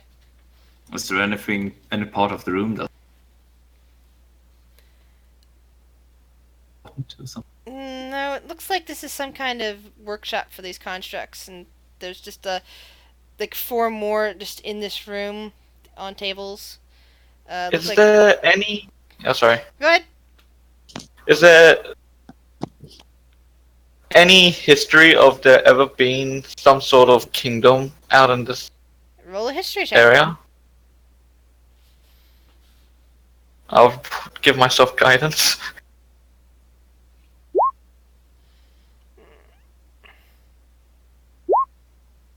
13? Nothing within the last few thousand years. Kurt is going to walk over to one of the tables where one of these constructs are. And he's going to attempt to open and look inside one of them. Okay. Either dexterity or strength check.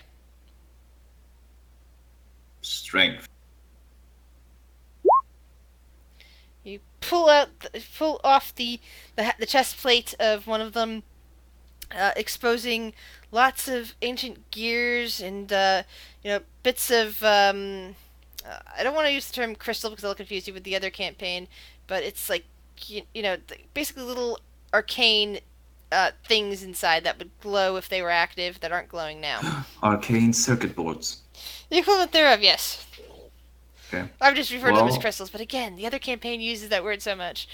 If there's like cogs or something, I'm just gonna start like trying to make them spin. Like I'm trying to jumpstart the thing. Alright. Roll a dexterity check.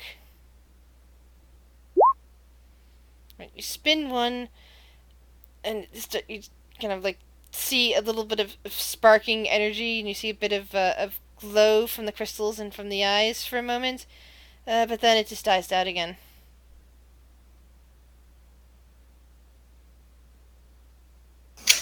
Hmm.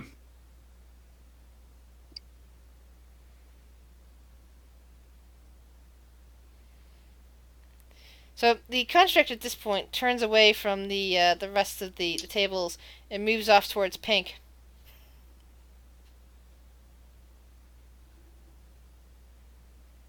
I'm watching it.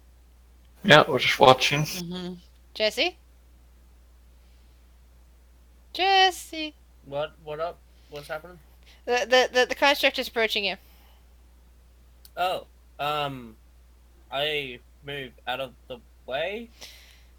It kneels down even as you start to move. Oh, it nails down.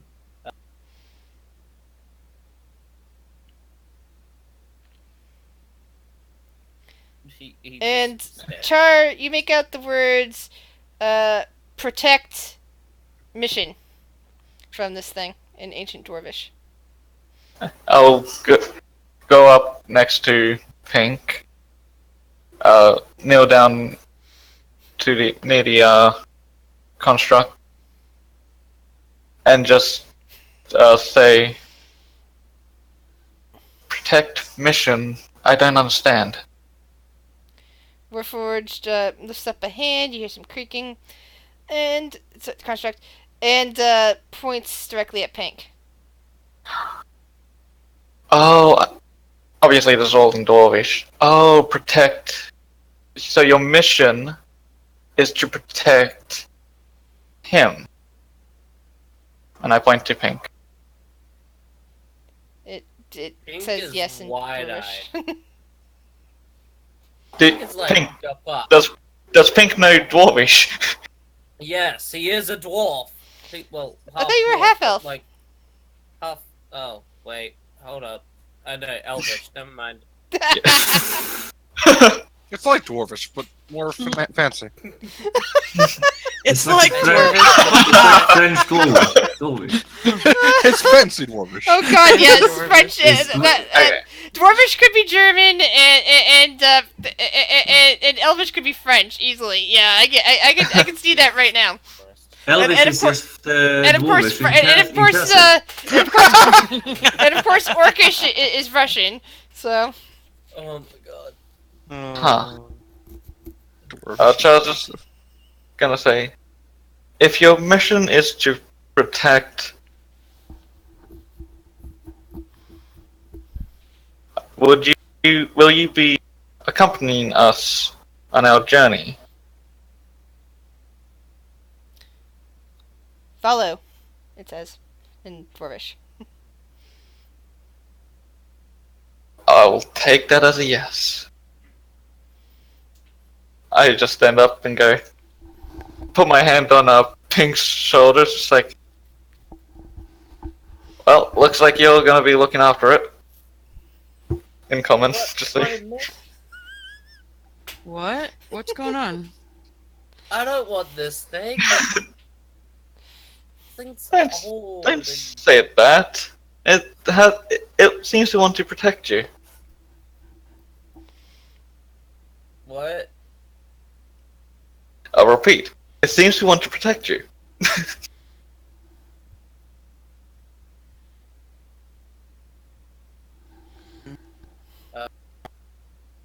That makes. Megan chuckles. Yeah, it touched it, and it took some of your life force. So maybe it's feeling protective of its source. You have a son. But whatever the reason it wants to protect you, it seems to be like it's gonna follow us, nonetheless. To uphold its mission. Well, let's continue down the hallway, I guess. If he's gonna follow us, there's nothing really else cool in this room, so what's the point of being in this room? Gurjap is just kind of taking a look around and saying, there are a lot more constructs in here. I wonder what happened here.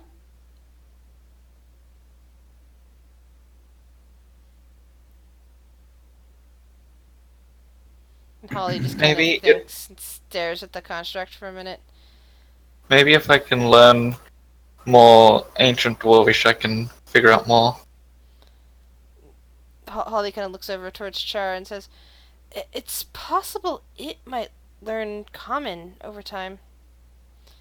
I mean, it wasn't speaking ancient dwarvish when it first woke up. It was speaking something else entirely. What was it speaking? I don't know. Some language I didn't understand, but it wasn't dwarvish. Char. Yes? Aminette walks over, flips open her journal. See if you can get it to read this. And see if he can translate it. And she goes on the garret. Okay, I'll take it. I'll show it to the construct, and in dwarvish, just ask, can you read this? The question for you, Char, will you be repeating what it says? The rest of the group, verbatim? Yeah. Alright. So, it says to you, and you repeat what you understand of it, that it says, again, protect, and the word king. You see glory,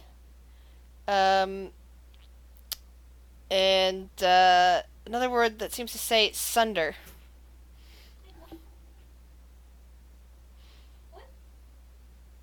Hmm.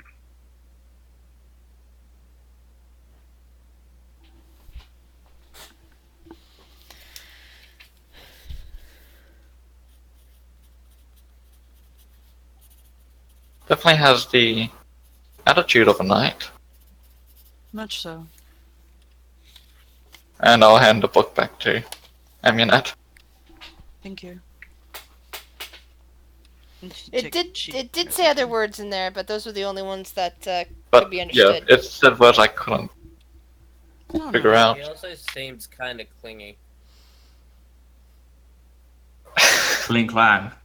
Fucking hell. You know. Curious. The last word, sunder. Possible that this hadn't seen the light of day since the sundering. Holly looks over towards Amunet and nods. I was thinking the same thing. Interesting. There's If I'm- something I seem to remember from to my classes long ago that said during the sundering, during the war that scoured the land after, that there was some kind of No. constructs that that someone was using to fight back against all sorts of things, and that occasionally a construct would be dug up from the sands and found some way to be activated. That sounds like this situation. Yes, but but all the ones dug up that I ever heard about were mostly destroyed, needed to be rebuilt and before they could be reactivated. This one was intact, and there's other ones in here, in this room. If need be, Holly, this would be a good place to maybe gather some if you need protection at your temple. If they are truly there, like you said, to defend and protect, it might not be bad. If things Perhaps. get worse. But we don't know what's going to happen next if we awaken all of them. We already saw what happened to Taurus over there. He did get hurt. It looked like some of his life energy got siphoned off into the construct. Eminette looks at her crossbow and it like crackles with like lightning energy. That's not a new concept to me at all. Holly nods at that point. She puts the crossbow away.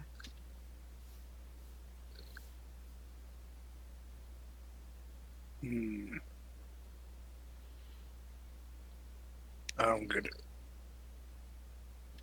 What don't you get? Why all this work for constructs? Why not just have normal knights? Maybe they didn't have big, strong people like you. And it's Maybe they had to cheaper. make something. I don't know about cheaper. This looks like No a need to feed them. lot of, but a lot of materials to put them together. Look at this workshop. I would imagine this stuff was not cheap. Yeah, I there's think no way to- either the same thing that they were made for with the fucking writing on the walls or something. AKA, wouldn't they have a lot of this stuff anyway? It's Whereas, If you're just asking me, you don't know, but you do know that these are metallic, and that the writing on the walls in that turret was also metallic, and that the top of the tower that you guys traveled down was metallic. so they had an abundance of this stuff, so. yes, but probably to get these constructs to work, it probably takes a lot of something. Amanette's gonna look at the construct. Can she discern what type of metal they're made out of, given her alchemy background? Maybe, but it's just gonna be a straight roll. That's fine. Int? Yeah, just a straight intelligence roll. Guidance. Yay! Guidance. Oh. Well, that's definitely over 20. Yep. 21. Alright. So, this material looks like some kind of steel. Only, it's definitely made from some kind of technique that nobody knows now. That no alchemist is aware of, no metallurgist is aware of, no book you've ever come across has known this technique to make steel like this. To make it so flexible and durable. But you do think steel when you see it. Interesting. It looks like steel, but it shouldn't be able to bend this way. Not without cracking. Never seen anything like this. Interesting.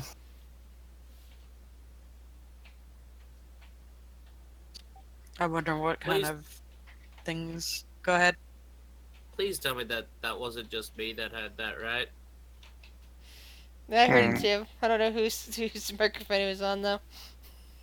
Shh, none of us heard that. Shh. All I heard was like some sort of gas dying noise or something. I didn't hear it at all. Oh boy. Uh, Well, a whole audience heard it, so at any rate, You know? at any rate,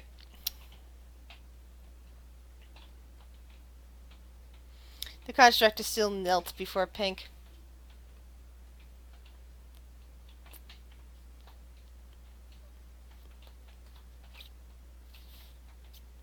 How long have we been down here?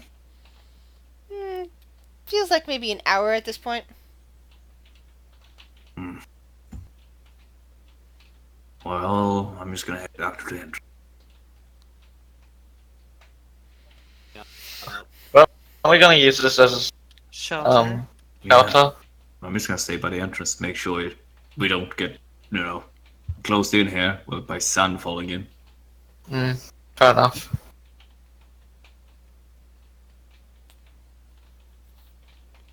And I just walk back the same way we came.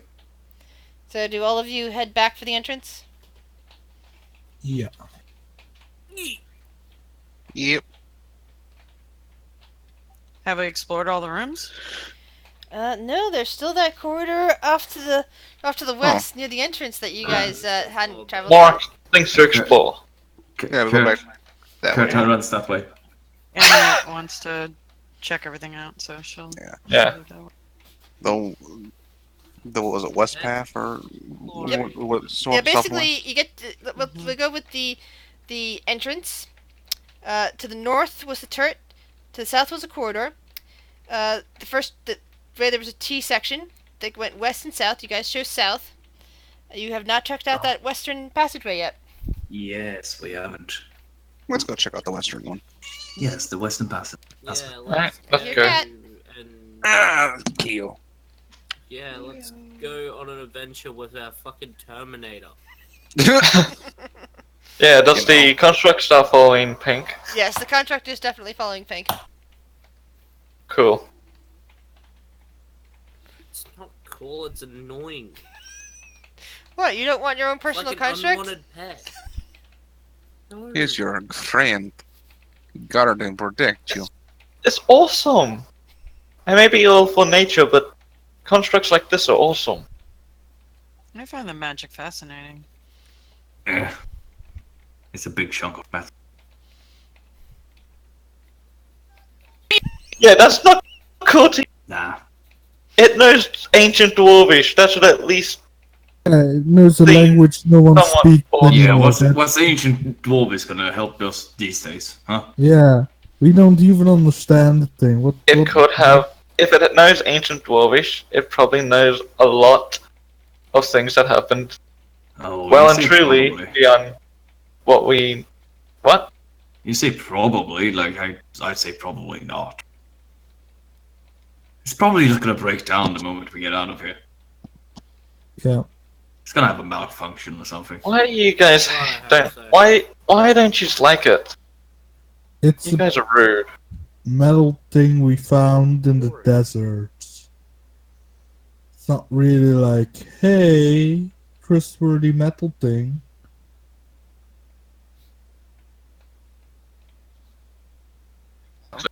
Yeah. So what makes you Ish. think it's trustworthy? Definitely. Never said it was trustworthy. I said it was cool. It's definitely not trying to kill us.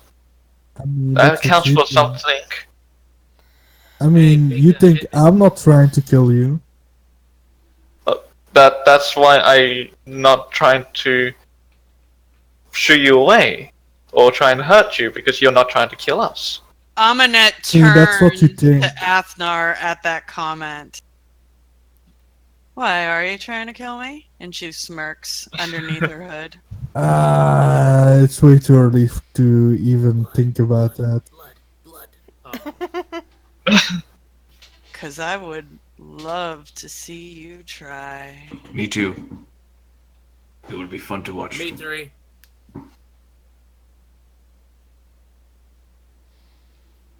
And Not loom people. behind Afnar. I predict someone is. Oh, Lancelot, you're no fun. I'm That's just a lot, playing. I'm pretty sure she doesn't need your help. I don't think anyone here needs to worry that much. Anyway, let's explore this corridor.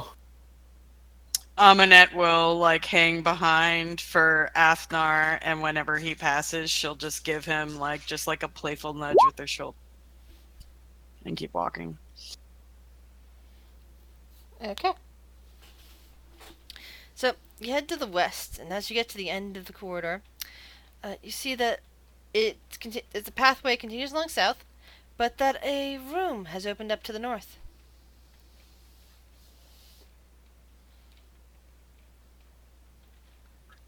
Smashes harder into the. Aminet, whenever she gets in there, we'll go in the room too. Alright. Play I some imagine- cool dramatic music on the background. Like, I imagine ta-da! Lancelot just walking in and then Pink and Kurt both jumping in. Yeah. And then Him behind like a them, wrecking ball. then behind them, and then just behind them, Eminet, Char, and Afnar just casually Yeah. walking past them. Yeah. He's excited for new things. And yet you're not excited about having an He's Awesome seen construct. them before. Ish. So, in this particular room, it's very dusty, and there appears to be an old ancient table, kind of like front and center there in the room. Various chairs that also look like, if you tried sitting on them, they'd probably break and collapse into dust. And what looks like, off to one side, a mug and a plate, and just lots of dust on the rest of the table. Pink will look at Roll the investigation table. for further information. Yes. Yay. I toss through. I give Hey, myself look at it. Pink sees nothing. I did it. Look. I at give that. myself guidance. Okay. I'm gonna. Char and I'm gonna- Amunet, Ooh, Pink Under will- the- that's an awesome 22. under the table at the spot where there is a old mug and plate, you can definitely see another one of those mostly skeletonized mummified bodies. Ew. And it has the. What was that? I don't know. That's the person that's over here that's watching YouTube making weird noises. Okay. Because it's now morning and everyone's awake pretty much. I'm at my brother's place. Aw. Demon. So, is it Amunet and Char and Megan all spot the mummified body. Megan just says, oh, another one. And Pink, as soon as he sits on a chair, kind kind of crumbles into dust under him, and he's pushed onto the floor. Sorry, he falls onto the floor, not pushed. Pink just fucking lays there. The Just level construct sleeping. looms over him and reaches down a hand to pick him up. Efnor's gonna see how does the Seeing multiple mummies in this place, Aminet's gonna change to tracking undead over feet. Which means she can't be surprised by them. Okay. Pink takes the hand, gets up, and then stares deeply into this construct's eyes. Meanwhile, Its Charles eyes is are watching this currently green. exchange. There's two green glowing lights inside of its skull, or not skull, inside of its head, which is shaped like a skull. Got his, like, little angry resting bitch face eyes looking at him while everyone's doing their thing. Aminet's gonna Oh, take a Charles' closer thing look at is them. watching your exchange. And in the background, anything that's movable and furniture, Solanta is lifting. And more furniture is starting to crumble as he moves it. It was kind of like held in stasis until this point. And Curtis going through the rubble that Sir Lancelot leaves behind him. I imagine like the first two he realizes, oh, everything I touch just turns to dust, and just like, yeah! He's like a kid, that one. That's sort of Kage's response. He's just shaking his head.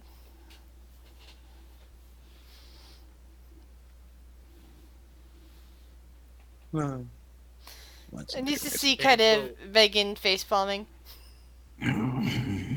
Pink will tell the construct to punch a wall in common. The contract doesn't seem to understand you. Well, I've had my fun. He starts walking away from the construct. The contract continues to follow. I just say, Taurus, you know the construct doesn't understand common yet. I don't care. He's boring.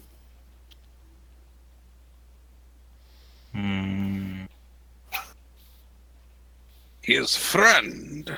You know that. Maybe friend, but he's a boring one.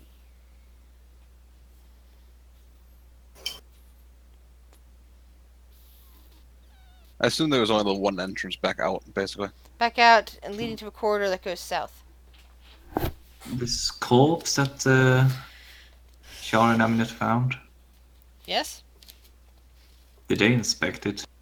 I asked, but I didn't get an answer. It appears to be yet another tabaxi. I didn't get anything for it. I check to see if there's something inside the Tabaxi's skull. Alright, roll an investigation check. I was more going to smash the skull, but alright. Well, if you want to attack the skull, roll an attack roll. I can't find anything. Oh. With advantage because it's prone. Hey! The bones shatter, going everywhere. Nothing in there.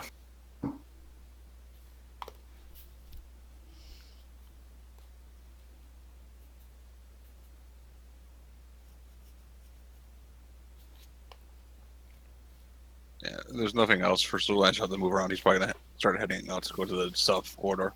Yeah, I agree. Curtis, Yeah, nothing interesting here, let's leave.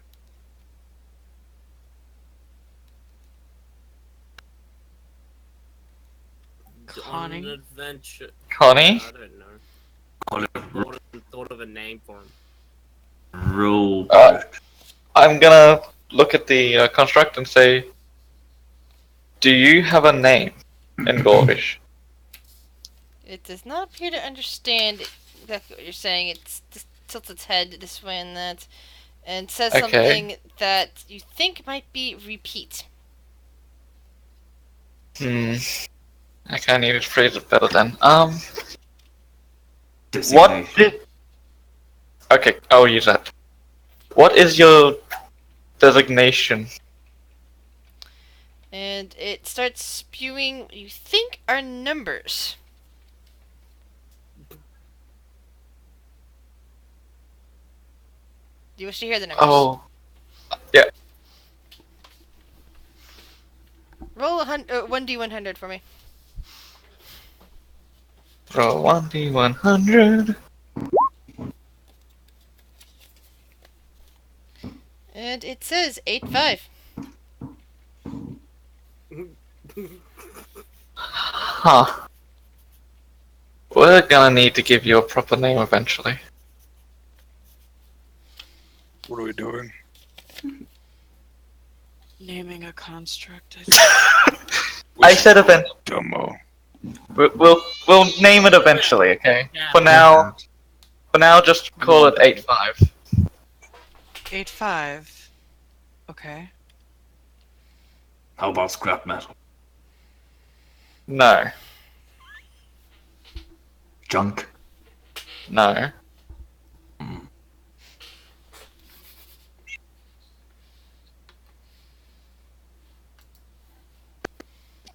I'm gonna check. As I said, if it ever starts to learn common, we'll use a name. But for now, 8-5. Let's continue on our way, shall we? Alright. So, you head south, and just as it turns east again, and seems to continue, it looks like the path was supposed to continue south. You found a collapse in this section of the tunnels. It's completely blocked off with rubble at this point. There's no getting through further south, but there is a corridor east.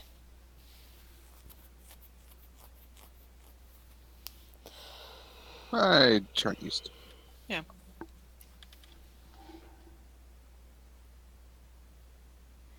No, it's okay. We're about to end. In fact, this looks like a good stopping point. Is it 7 Yeah. o'clock? And we'll meet again in 2 weeks. 2 weeks. Exploring the When ruins of we- I love this construct. where you've discovered a construct more- and reactivated it. More like we'll meet again tomorrow. No, this game. It means again In this 2 game, weeks. we'll meet again 2 weeks. But because all of you are also in tomorrow's game, I'll see you. Yeah. I'll see you guys tomorrow.